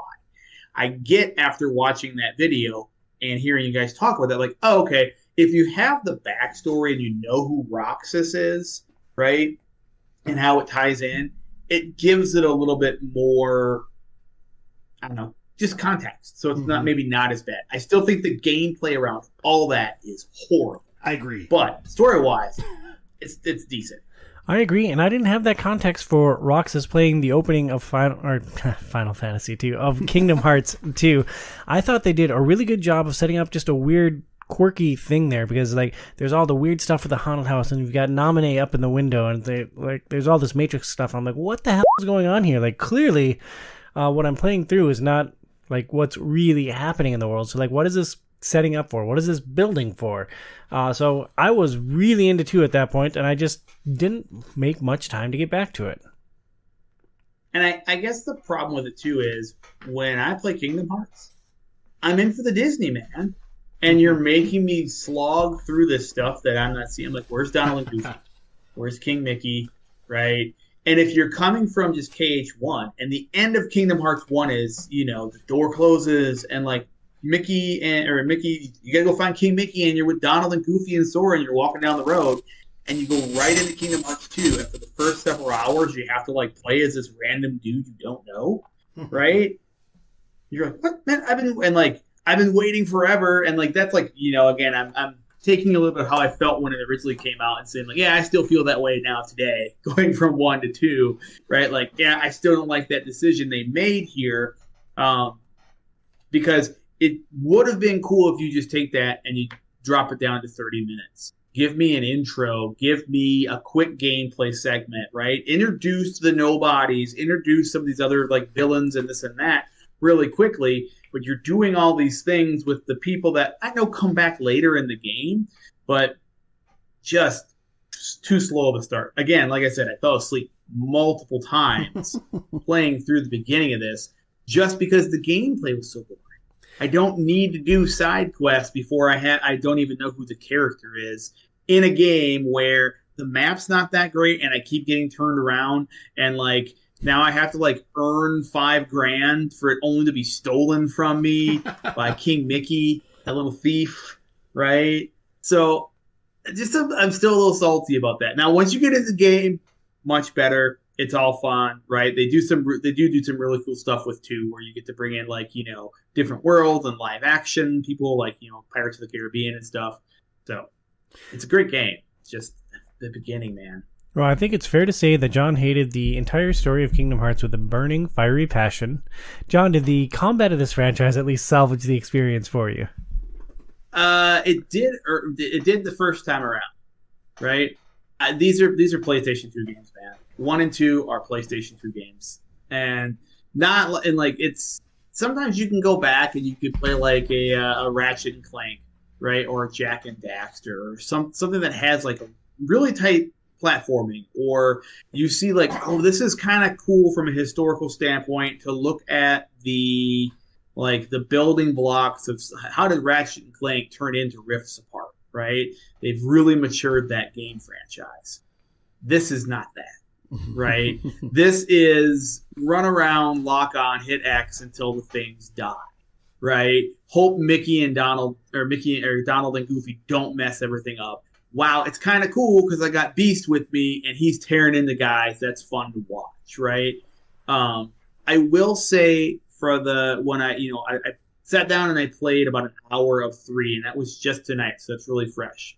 They did a great job of speeding things up, right? Out the gate, you have a dodge roll. You have that alone. I can dodge, right? I can jump. They have this cool, I can, if you see the wall shimmer, you can zoom over to it and get special moves. The combat is just more fluid and fun, and there's more to it. It's still like... You can equip multiple Keyblades at once. That's a huge improvement. Well, and even you just start off with, having the scan ability so you can see how much health whatever it is that you're attacking has. That's annoying as crap when you don't have that. It's so irritating, and it's such a square thing. So small. Yeah. So small, but you don't realize, especially those first few bots in Kingdom Hearts, you're like, how much longer?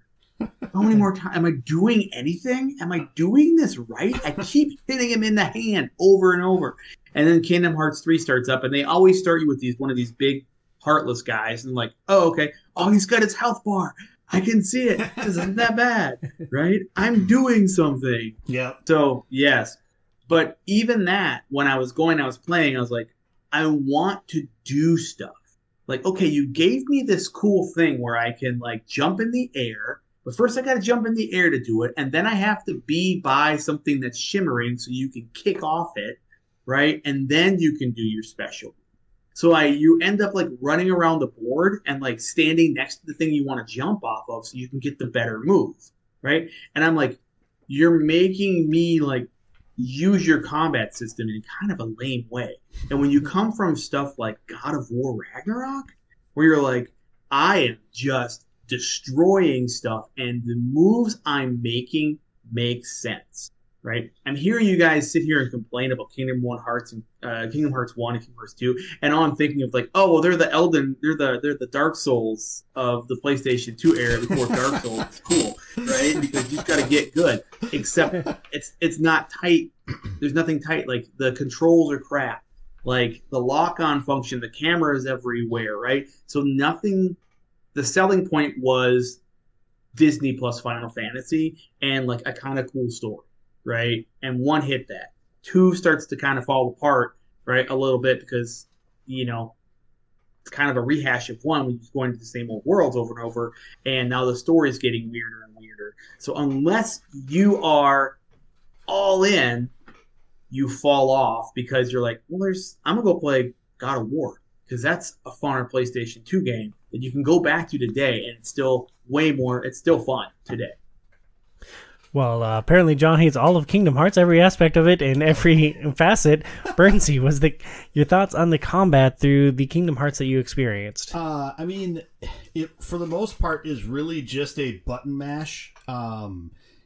Because you have your 3-hit combo, and that's most of what it is, and then eventually you can unlock some different abilities to add to, depending on what you want to allot your AP towards, that will add extra things that you can do within that. But otherwise, you're just thwack, thwack, thwack, and then hit this thing, it's here. Thwack, thwack, thwack, hit this thing, it's here, It was easy, but I enjoyed mowing through just hordes of the Heartless. I thought that was fun. I thought it was fun. The end. It was when you could blow through them, but when it was all these huge things that have so much health and you're getting no help from your companions, it was seriously problematic when you get to certain points in one.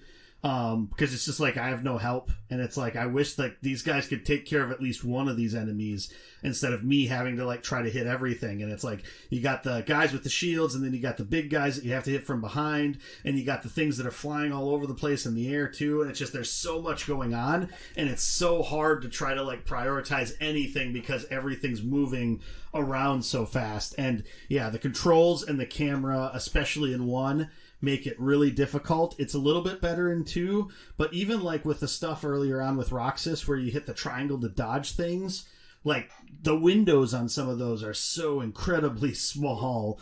So it just gets to the point where you're just spamming triangle to try to dodge whenever it pops up, and then doing attack kind of alternating with it, which is, a little bit silly.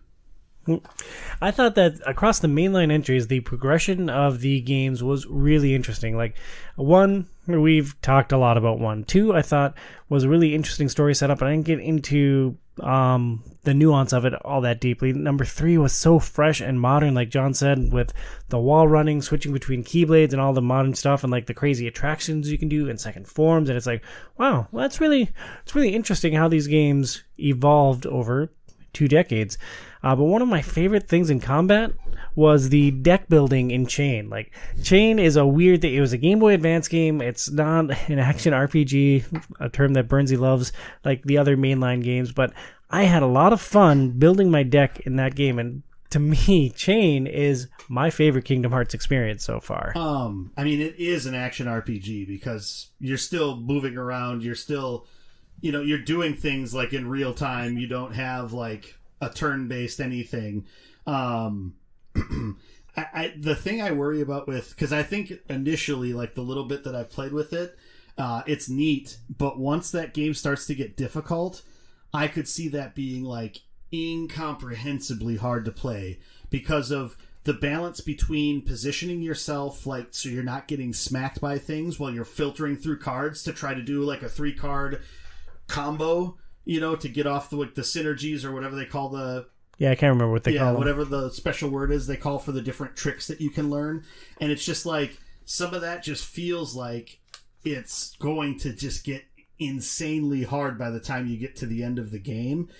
And then you kind of amplify that given the fact that the actual deck building, itself, is a pain to try to organize cards. It's if I need to play cards in a certain order, it should be relatively easy for me to be able to do that, but you basically have to take everything out of your deck and put it in the order that you want the cards to come up in. Yeah, that's all I did every time was just and that's just reset deck. So cumbersome when it's just just let me reorder this card to the spot where I want it, or give me an option to just sort them numerically or whatever.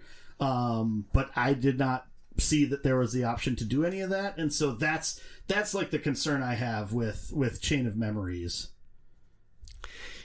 Yeah, it was a timeless classic that the world missed out on. Burns, did you have any other thoughts on combat before we jump into our highs and lows?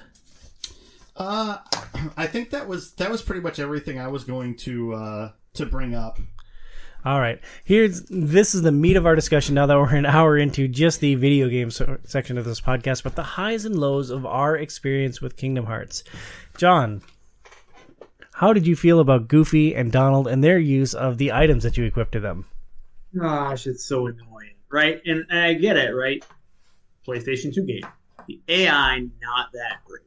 So, but you're trying to save the stuff, and all of a sudden, you get to where you need to really go, and I need some health potions, and nope, Goofy's done used them all because he got himself caught in the corner, and he keeps getting his butt kicked by some Heartless. And you're like, thanks, Goofy. Now we all died because we don't have any potions, and Donald's off not healing me, and this and that. So just a poor AI experience. And I think it was one of those things where, like, look, back then, that's really cool. We have these other characters running around, right? So I give them the thumbs up for going for it. Man, just like annoying because bad AI. Yeah, I learned pretty early on that you don't give potions to the characters that you want to like have for yourself down the line. Every now and again they will heal, like Goofy will heal Sora, which is helpful. But then you end up having the counter to it where it's like, okay, I finally flipped to the spot in the menu where I'm going to heal myself, and then right before I hit the X button to heal myself, I get healed and waste a potion to heal like that last little sliver. It's like, oh my god, Goofy. Like, if you would have done it like 3 seconds sooner, I wouldn't have had to have gone through all this to get to this point. But most of the time they were just unconscious off to the side, and it's just like, all right, there's another solo battle. I'll keep rolling with it. Birdsey, we've talked a lot on Outside is Overrated about your overall love for Final Fantasy. Was it a major high point for you to have Final Fantasy characters in the Kingdom Hearts franchise? It was cool to see them, but I feel like it was such a surface level representation of most of the characters that it just... You got their physical appearances. That's all that really matters in life, right? Yeah, it's like... That's how we form all of our judgments. There's like 2 characters that really seemed like they were those characters, like Waka because of the way that he spoke, and then Cloud was Cloud. Otherwise, all the other Final Fantasy characters in Kingdom Hearts 1 were basically just like they were cosplayers pretending to be those characters. And other than Aerith like asking about Cloud, like none of the other ones like actually like seemed like their characters that much. Maybe Squall a little bit. Sorry, Leon a little bit. Yeah, I didn't know who Leon was. I'm like, man, he looks a lot like Squall. Yeah. No, that's Squall. Yeah. Because he won't go by Leon Lionheart. I won't go by my other name. I'm just Leon right now. I do think it's better in 2. They use the Final Fantasy characters a little bit better in 2, right? Auron comes in, and the whole Hades thing I think is really good in 2, right? But yeah, I'm right there with you. It was really cool, like when you get that Final Fantasy 7, Final Fantasy 8, Final Fantasy 10 hype, because it's all kind of recent, and like boom, there's this game. But they're just kind of like, oh, here's Leon, and today it doesn't hit the same. Mm-hmm. Yeah, and it's just like a little bit more of their personalities I think would go a long way, and maybe that gets better in the subsequent games. The other thing that I think was a miss, right, is we weren't in their worlds. Right. If we would have been like in Midgar, that would have been cool, right? If we would have like woken up and you're at Eden or whatever their school is in Final Fantasy 8, right? That would have been cool. Bring me into that. All they did, they created this weird, like, Twilight Town or Travel, whatever the town was in one. Yeah, Travis right? Town. And like, great, but they don't, why are they here, right? Like, these characters, like, why is, I know why Waka's on the beach, right? But, like, why isn't Yuna here? She's not. Like, it was Waka and Titus, and who was the other one that was there with her? There was another like Selfie. Girl that was there with Selfie. Yeah, right. And I'm like, where? Like, so not necessarily like the best use of those characters. And I know they were trying to do that story, but I would have liked to show me the Final Fantasy 7 world, show me the Final Fantasy 8 world. Right? I mean, dude, I do love some Vivi in Kingdom Hearts 2. That is cool, and they use him extremely well. But again, he's just like this extra character in there. I would have rather seen a Final Fantasy 9, right? How cool is that? Where you go in and like you're with the pirates in the airship when it's crashing, right? Or you're like, you're an audience member during, the whole like, the heist in the beginning. Right? You could have done cool things with the Final Fantasy characters, and they didn't. Always a low point for me.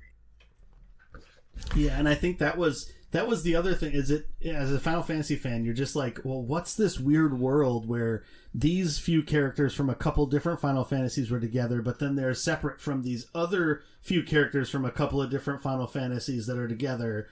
It was just it was like kind of like that Uncanny Valley, but in a different way, where it's like it was like touching on it, but then it was just different enough that it just threw you more for a loop than anything. Yeah, it very much reminded me of like bad sitcoms where they get to that jump the shark moment, and then or even like they do spin-offs where like, oh hey, all of a sudden it's Happy Days and Mork shows up from Planet Orc, right? You're like, he makes no sense being here. Why is this character here, right? We're going to try and shoehorn this well-known character who's making a cameo because, they live in the same city. Like, wow, it's Sweeps Weeks. And, Frasier and someone from Cheers is coming all the way to Seattle to see Frasier, right? It's that kind of just, You're not really doing anything with a great character. You're just putting them in there so we come say, oh, cool, I love that. And then you're like, oh, okay, cool, right? Versus all the Disney stuff where, like, I'm here. Like, I got a fishtail and I'm in The Little Mermaid and I'm hanging out with Ariel, right? Mm-hmm. I'm beating up, Heartless in Beast Castle. That's cool compared, I would have liked to see the same thing with Final Fantasy. Now, I'm going to air several grievances in rapid-fire succession here, and you guys can let me know if there's any that we should stop and talk about. Hello, the opening of Kingdom Hearts looks like an N64 game. Low, the entire Destiny Island sequence in one. Low. What about it? Just everything until you get off the island. Like, fetching the stuff for them, the fight with Riku, like, all of it. That whole opening sequence was excruciating. A little bit. Speaking of excruciating, low, the nut-crushing, time-hating gauntlet that is the boss rush at the end of Kingdom Hearts 1. Agreed. Low, Donald and Goofy dying 100 million billion times across all of one. Uh-huh. Low, couldn't see shit with Beast in the party. That didn't bother me too much. Oh, it drove me crazy. Like, you're going through Hollow Bastion, it's like, you're in this narrow hallway and like, I can't see what I'm doing because, like, Beast is standing near me. Drove me crazy. Low, gummy ships. Low, the endless stream of Heartless as you try to figure out WTF you need to do or where you need to go, especially early in the game. Low, Donald and Goofy again in all boss fights. Mm-hmm. Low, camera and controls actively hindering your ability to execute your planned actions. And low, the bosses made one nearly unplayable, and I was looking at you, Ursula, Jafar, and Riku. Yeah, I didn't have too many problems with Jafar. Ursula was kind of a pain just because of... it wasn't super clear exactly how you were supposed to approach it. And that was when I'm like, all right, I'm just looking at a walkthrough and I'm getting through this GD game. Because, I fought her once. I'm like, I have no idea. Was I successful at all? Was I close? I have no clue. Oh, equip scan. Great. That helps. Wonderful. She's got multiple health bars. Great. But then after looking up the walkthrough, I got it on the next fight. I'm like, oh, great. And for me, Riku was only difficult just because of some of the things that were really hard to dodge, and then not having enough time to be able to try to heal in between whatever next attack might come, especially near the end of that fight with him. Yeah, stupid Riku. That was all of my negatives. I have a couple of highs that I wanted to touch on, and Burns, I'll touch on some of your points here too. But I'm the star of the show, so I'm just going to keep right on going. Hi, I like the cinematic pacing in one. I thought they did a really good job. There's some clunky stuff in the world. You mow through all these Heartless, but I thought they did a really good job when they brought in the cutscenes, when they brought in the villains, when they dribbled out the story. I thought the pacing was largely really, really good in one. Yeah, I'd agree. Burns, your thoughts on the music across the franchise? I mean, I think the music is fantastic. Yoko Shimomura is the composer for all of Kingdom Hearts, or at least all the mainline games. I'm sure there's other people that helped with some of the side games. She is the person who did the music for Final Fantasy 15 also. But yeah, the music's so well known and does a really good job of capturing the Disney vibes, but being original music for the world themes and stuff like that. So yeah, I think the music is definitely a high point. You talked about a couple of your other lows already. You marked this as an ultra low in the show notes, just the controls in one. The controls were wretched. Yeah. Another ultra low for you was the lag time with the healing. Yeah. And just that this game didn't age particularly well. Yeah. A high for you, 358 over 2 days, which is interesting because 358 over 2 days was a full game. In this final mix, they took out all the game, and it's just the cutscenes, and it's like 3 and a half hours. What made it's like 358 stand out for you so much? I mean, it's just an interesting story, and the whole like thing of like Roxas trying to figure out who he is throughout all of it, and then Axel, even with his like ulterior motives going on, still like just becoming friends with him, and then you have Shion thrown into it, which just adds another dynamic to their whole relationship, and how, especially with Shion, there's like all of these other like there's all these other aspects of that character that people are trying to use her for various different reasons, and like Axel kind of being pulled between what his friend / boss is telling him to do, and what he thinks is right for Roxas or himself. I just think is kind of interesting. If I would have played through like Chain of Echoes, I think it would be even more interesting because of the fact that like there's definitely plot points of like the things that you're doing, I think, in Chain of Echoes, and how that like flows into or I'm saying that right. Chain of Memories. Sorry, Chain of Memories, because there's Chained Echoes or something as a game that came out recently. Chain of Memories. There's definitely plot points that happen kind of concurrently between those two. Yeah, those two games happen simultaneously, which is interesting and frustrating, right? Like, I don't know. That was a weird thing. Did I cut you off on your point, or were you able to complete it? No. That was most of what I really enjoyed about it. It did get a little bit long. I fell asleep a couple of times because I was watching it a little bit late at night. But it was easy to go. It was also really easy to go back and like pick up from where you left off, kind of thing. But you mentioned a low that Roxas's love interest actually turns into Sora, and saying that Sora really loves himself. Like, are you saying that people shouldn't change, that we should all be who we are at this exact time, and that nobody should change or like grow a wiener or anything? Well, so you might not have, because you're only at 100 days, so you might not have gotten to the point where you find out who Shion actually is. So it makes sense, actually, like, because like, you know, her turning into Sora is actually the whole point of Shion, who is a clone of Sora or Roxas, clone of Sora, I believe. So she's like, so it's okay to love yourself if it's a clone. Yeah, if it's a clone, it's okay, guys. It's all right. Yeah, I think that was I think that was a deleted scene in Michael Keaton's Multiplicity at one point too, where he loves himself a couple times or something. Maybe, I'm not sure. I've never seen that movie, but how do we look at alternate dimensions? Is like that okay too, or is Loki just wrong? No, back to the Loki. Well, I find that that's like so apt for his character that he would fall in love with himself, that I think that makes even more sense for Loki than it does Sora. One of the lows I mentioned was the gauntlet at the end of one. Burns, you flagged that as another low point, but I thought what I marked as one of my highs was that one gives you plenty of reasons to revisit the other worlds as you gear up for that final boss, and like given infinite time and like infinite patience to play Kingdom Hearts, like I do think it's cool that they encourage you to go back to those worlds and scour them for all the hidden stuff. It's just as somebody who mainlines a lot of games because I'm working on a schedule, that was a double-edged sword for me. Well, and it is a plus and it is a minus, because I think for like the end game, like there's certain like you have to go back and do a lot of things on some of those worlds in order to get like the highest level spells that like definitely help for those final battles. Like Kiraga, that would be a helpful one. Yeah, exactly. And so I think that is the double-edged sword where, like you said, if there was infinite time, it probably wouldn't be a problem. But it makes it a little bit more difficult when you're just trying to blow through and see credits and see like where everything was going and see the climax organically. My wife just walked in with a drink. She's the best. Thank you, honey. Thanks for coming back. Little time traveling joke there for the four of us that are on the show. Good stuff. Burns and I both really liked the Open to number 2.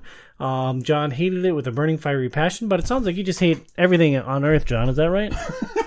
Just everything that just destroys, the memory I had of Kingdom Hearts. Really, that's what it is, right? Yeah. I just don't like my time being wasted, Tom. Well, that That's one, what I don't like. I agree. That one money-making quest was like probably next to the gauntlet at the end of 1, the lowest point in the series. Were for you me. trying to hit the thing? Oh my god! I hit that hill? balloon. Yeah, I did the thing up the hill once. That was excruciating. Yeah. I hit the balloon like 100,000 times, and it's like, oh yeah, good. I finally have enough money to stop doing Skateboard this. and mail. Yeah. Skateboard and mail, because you can do a run in 10 seconds over and over and over again. And I'm like, I did it in like why? 8, so. And it's okay. Like, I get it. Like, just make me do one thing. Yeah. Right? Hey, you delivered this guy. Great. I just made 5,000 money because I did the one thing. Great. But I won't go back to it. I'm right. Tom's wrong. The poster one ended up being the one that I got into the most because it was trying to find ways because it turned into like a time trial type of thing where it's like, okay, what routes can I go through? Because there was like 25 or 30 different spots where you could put up posters. There weren't only like the 15 that you needed to do or whatever. And so it was like trying to figure out the best optimal routes to try to get your time as low as possible. So that's the one I ended up doing to try to get enough money. And we even got enough money that we could get watermelon, I think is what they said. So, but then whoever ruins it for you. But the one other thing that I think that you touched on earlier, John, that I wanted to make sure I pointed out too is I really do think that they did a phenomenal job of how they weaved the various Disney characters into the overarching story, whether it was villains or whether it was like friendly characters. I think that was definitely a high point in this game, especially as you have like kind of the convocation of evildoers and as you're slowly like knocking them off one by one. I thought that was a real strong point. Yeah, and I think that the high, when you look at Kingdom Hearts 1, is actually that story and how they bring everyone together, right? Using the princesses, using Disney, Yin said is Disney backwards, right? Some fun stuff like that they did, and just nailing all those worlds. And even the worlds continue into 2, where they do some really cool like Steamboat Willie stuff and this and that. Like the Disney production value for the areas they did are on point throughout, which sticks, right? Because Disney's not going to make let them, this is horrible, right? It's just that it's a 20-year-old game, so the gameplay doesn't necessarily match. And I will say, though, another high point for me was actually the production value of the remake, right? For what these games were, they looked great. Yeah. The controls were passable for what they were, right? Updated for today's standards. Still not like great controls and great combat, but I was like, wow, this really looks good, right? Some of the artistic stuff really stood out, like why are Roxas's hands so big, right? And stuff like that would really stick out because it was like I think it was like kind of how the artistic stuff got translated. Because you remember, like this was like CRT time, and now we're looking at it like they did a great high def remaster here. So that is really cool. I do applaud them for that. HD remaster is good. Yeah, it looked good. I agree. But what Kingdom Hearts 1 especially needs is a full-on remake treatment. Like, they have an engine that they use for KH3. KH3 carries a lot of the same visual style, a lot of the same visual assets, but they just need to remake 1 as with the like current tools, and like then I think it could actually be a banger of a game. It has a lot of pieces in place, but like what we talk about over and over and over again, the camera, the controls, is just clunk on clunk on clunk. And if like they could make it modern and new, that would be an awesome experience. I think sort of along those same lines, I do think it's really funny with Chain of Memories that they had to do the card-based system because the Game Boy Advance couldn't didn't have enough memory to be able to do the normal combat system that they have. But then that card-based system is actually more complex than the actual Kingdom Hearts system. It's just a funny little aspect to it. And then, the reason why they didn't have actual gameplay included with the games that they just did, like the video versions of, or the cutscene versions of, is just because they didn't have development time for the timeline that they had and resources to be able to remake those games for the upgraded console. So then they just, took some people to make added cutscenes or enhanced cutscenes to be able to fill in the gaps. Which, I don't know, at least with that one worked. I guess if I get to, doing Recoded, we'll see how it works for that one. Yeah, I mean, I wish they had enough time and money to redo the entire series and make them all fun. Brenzy, you mentioned as a low right here on the very bottom of the list, like after paragraphs and paragraphs of copy, said low. Tom choosing to try to cover all of Kingdom Hearts, LOL. Thank you for that one. But Burns, we covered all of Final Fantasy in a show, for Christ's sakes. Like, this is a smaller scope than that. Well, I think, let me add to that then. Because at that point, the three of us that were on that had at least played. Well, we did completed multiple Final Fantasies. We played the year of Final Fantasy leading up to that. Yeah. So, like, you and I tried to play a different Final Fantasy game each month. So, yeah, there's a lot more context leading up to that. And, I didn't know what I was biting off here. Like, I knew that Kingdom Hearts 1 and 2 were long games, but I thought the other ones were all handheld experiences that would be shorter. So that's kind of on me. But I thought it was interesting to try to tackle the whole franchise as opposed to just looking at one. Yeah, and I think it's just we probably would have been able to if we split it out a little bit more, been able to give a little bit more detail to some of the, especially the stuff after 2, between 2 and 3. But then again, that's where it gets super convoluted, so maybe it's better that we don't. Yeah, I mean, looking back with hindsight being 2020, we could have broken it into chunks and recorded at different times and then compiled it all into one thing. But as it is, I've flushed Kingdom Hearts out of my system and I am done with it for all time. Now we're going to go to our Tony Reale moment. John, I turn to you. Tom is wrong about Roxas. Rox, look, again, the idea is cool, right? But for someone who really hates old games, right? And this is I would just assume that this is your key moment, right? This is why old games suck, right? Because they don't know how to design cool scenes and they don't know how to keep me engaged, and they're throwing dumb mini games at me at the very beginning. Old games suck, right? But you're like, yeah, you captured it perfectly. Also, hey, this is cool. I'm in a haunted mansion that has nothing in it, and then I can't remember how to get to it because the map is crappy, and I have to run around this town until I find the hole in the wall that no one tells you about, and I have to go back and talk to this guy. Or I'm going to find all these spooky things through the town, and they're marked on a map. The guy says, "Go check this out," and you click on it, and then it doesn't put anything on your map to get you there. And the map he shows you is not the same as the map you have. Yeah. So you're like, how does that help me? At one point, one of the things you have to find is your reflection, right? And it says it in a really, really odd way. And if you just don't happen to walk in the one corner of the map where it's at and there's a waterfall, so you get the little thing that says triangle, look here, you will never find it. There is nothing that points you that way. I literally just stumbled across all of those. I just wandered around that area. It's it says triangle. Cool. I did it. It is one step up from finding secrets in Wolfenstein 3D where you're running down the hallway and just pressing space bar the entire time, hoping the door opens up so you get a secret weapon. It is that, and at least that too. I'm I have a straight hallway to run down and press spacebar. I'm looking at the same corridor 18 times because I can't understand this horrible map, right? So that first town as the beginning of the game in 2023, if I was not recording for a podcast and trying to do my due diligence, unlike some other people who are great sponsors but will not be named, I would not have made it through that part. I would not. It is just, I can't. It's bad. The Wolfenstein 3D example resonates so hard with me, John. I appreciate that so much. Yeah, John, you just made Burns hard. Congratulations. All of Kingdom Hearts, and that's the only take that I have that you take issue with. we're in lockstep on everything else?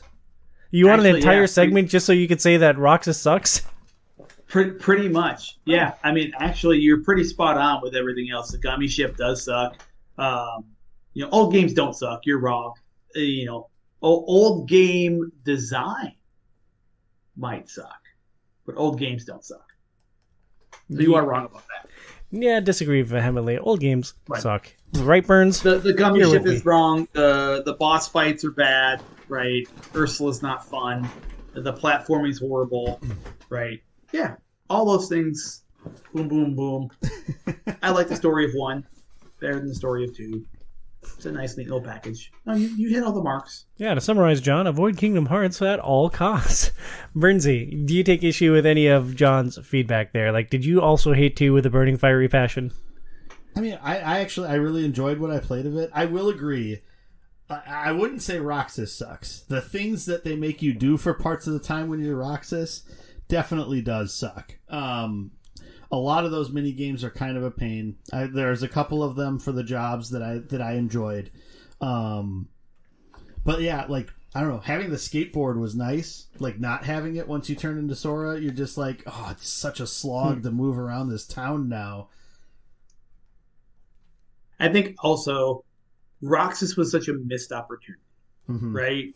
Because actually they have a cool little setup with like these 2 like little gangs that they're in, and like it is one of the cooler, and like they have this whole like the only fun mini game is like the battle one that you do where I'm like, okay, this is getting you into the combat, right? Struggle. And I'm like, oh, okay, this is kind of cool. And you have this cool, like, I love the dialogue between Cypher, right? Yeah. Yeah, and everything he says is fantastic. And I just wish they would have leaned into that, and they could have done this Karate Kid 80s-esque, like, he's the villain of an 80s movie because that's all his dialogue, and he's got the guy behind him that says, like, yeah, what? He says the same thing every time, and I'm like, those guys, like, they were way cooler than Roxas's buddies who were boring, and I don't remember any of them.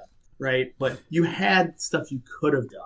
Dude had a Dogtown shirt on, man. That was rad. Dogtown. Instead, I'm delivering mail. It's like, no, that's not good. Would you guys eat sea salt ice cream? Is that what it was? After hearing it said 100 million billion times, sure. I'd eat some sea salt ice cream with you. I didn't know that's what it was. Was it sea salt? Sea salt ice cream is what it is. Yeah, somebody didn't watch 358 really over too. Yeah, definitely didn't. Because they eat it every one of those days. It's like, how do these kids not have diabetes or hypertension with all that salt and sugar? Yeah, it's low carb, low sugar. It's really just frogurt. Overall thoughts and takeaways on the Kingdom Hearts franchise. John, you're a last-minute replacement. You jumped in, you played some games for that you had a lot of nostalgic history with. Your final thoughts on Kingdom Hearts? If you want to play a Final Fantasy game, play a Final Fantasy game, right? Except for 13. Don't come. No, play any of them are better. Except for 13. Yeah. If you want to play a Disney game, there's much better ones out there. If you're interested in Kingdom Hearts, though, I would recommend checking out. I mean, you can get these games super cheap, right? For the money I spent a total like $30, not even. I got both these games, 3 in the entire package of everything. It was worth it for me to go down memory lane, have access to them, be able to mess around with them. It's kind of cool from a historical standpoint. They are a unique thing when you look at when they came out and this whole like Final Fantasy Disney, why would they ever mix? So they're actually really cool to look at, right? It was a lot of fun to go back to them, but I just wouldn't be playing through them all together. So there's great Final Fantasy games out there. There's great Disney games out there, right? Just this, it doesn't quite work today. Though I would say around the time when Kingdom Hearts was announced, there was definitely a lull of good Disney games. Like, I don't know that there were a lot during the PlayStation era, and so then the fact that when Final Fantasy was kind of at its apex and like peak popularity, Square Enix announced that they're doing a game that's an RPG, though an action RPG as opposed to a turn-based RPG. and it was going to be all Disney based. Like, I mean, I remember that was like huge, like in gaming magazines. Like it just like it was massive, and it was like Disney didn't do deals with anybody at that point, and so it was just like it was just this massive thing, you know. And I think the first game, maybe why some people like the story of the first game better, was because it was much more focused on the Disney stuff, and they're like, hey, you printed us a lot of money, you can do whatever you want a little bit more, you know, we still have to improve the Disney stuff. So that's why they could, you know, piddle around with Roxas for 3 hours at the start. And it's like, yeah, Disney's coming in here, right? Oh yeah, we'll get to it. Okay, good. Keep printing that money. But I don't know. I came away enjoying the story a lot more than I expected to. I guess I'm kind of the opposite. I don't have a huge affinity for Disney stuff. Like, I watched a lot of the Disney things that were popular growing up. And you hate both fun and art, right? Yeah, you know, definitely. Yeah. That's me. Like, my favorite Disney... So the fact that I think Hercules is represented in all 3 of the Kingdom Hearts games, right? 1 and 3 for sure. Yeah, the fact that they focused on, you know, my favorite Disney movie in all of the games makes sense, you know. So, I've never seen Hercules. Oh, I really enjoyed Hercules. That was my favorite one.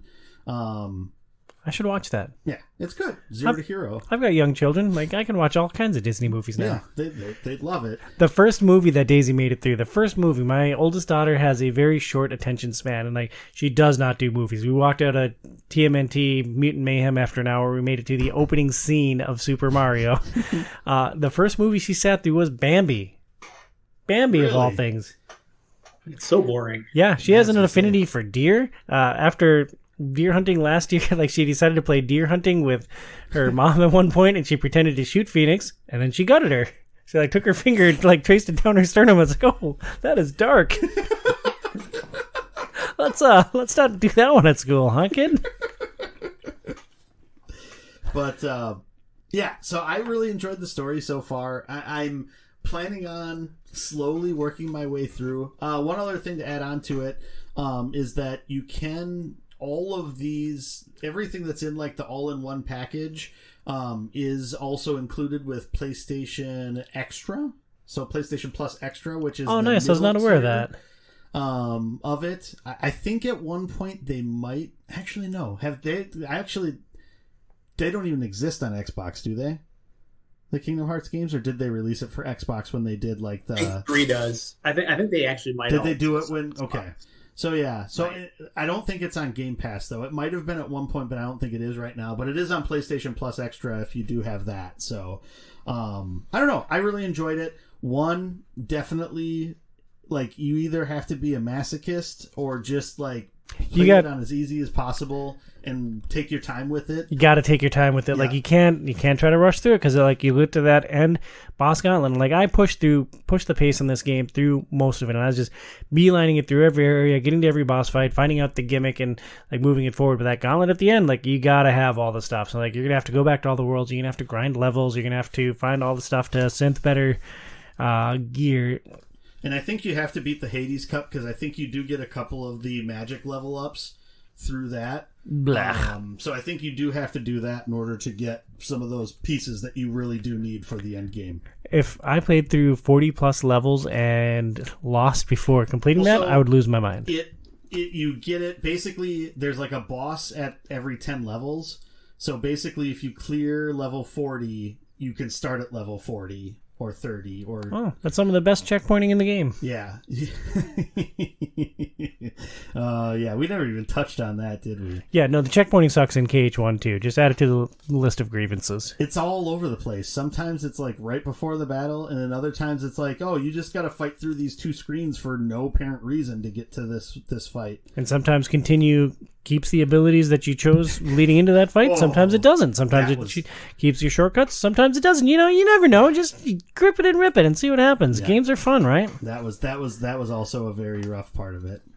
It's an interesting franchise. It's an interesting series. We've spent a lot of time bad-mouthing this, but I'm also on the positive side of it. Like, I largely enjoyed my time with KH1. Getting to the end, super frustrating because I feel like I wasted a lot of time and I gotta just put in more hours of grinding to try to get over that hump. But overall, I like the franchise. I've watched a video that summarizes the story. I'm like, wow, that is a lot to process in just a half-hour summary. But, like, I like the characters, and I do want to go further with it. John, do you think you ever touch another Kingdom Hearts thing again in your life, short of, like, a full-on remake of 1 and 2, and 358 and Chain, and Coded, and God knows what else?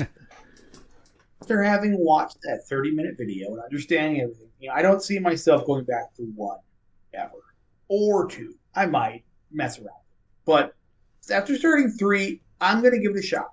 Right? No time soon, because I got other fish to fry. Right? But I think I'm going to give it its fair shake, because it's got great reviews. It's got great Disney characters, great production value. It's still all there. And, like, that same, like, fun of Kingdom Hearts is still there, right? Of, like, here's Donald, here's Goofy, like, Hades jumping in this James Woods, and, like, he's all like, whatever, I'm going to take over the world. I'm like, yeah, this is still that's still the fun part of it, right? And, it's something I can throw up and I can play through and my kids can watch, right? And play with me, or they can play, right? So I'll give it a shot. You just got to finish Kingdom Hearts 3 before 4 comes out in like a year or 2. Or 10.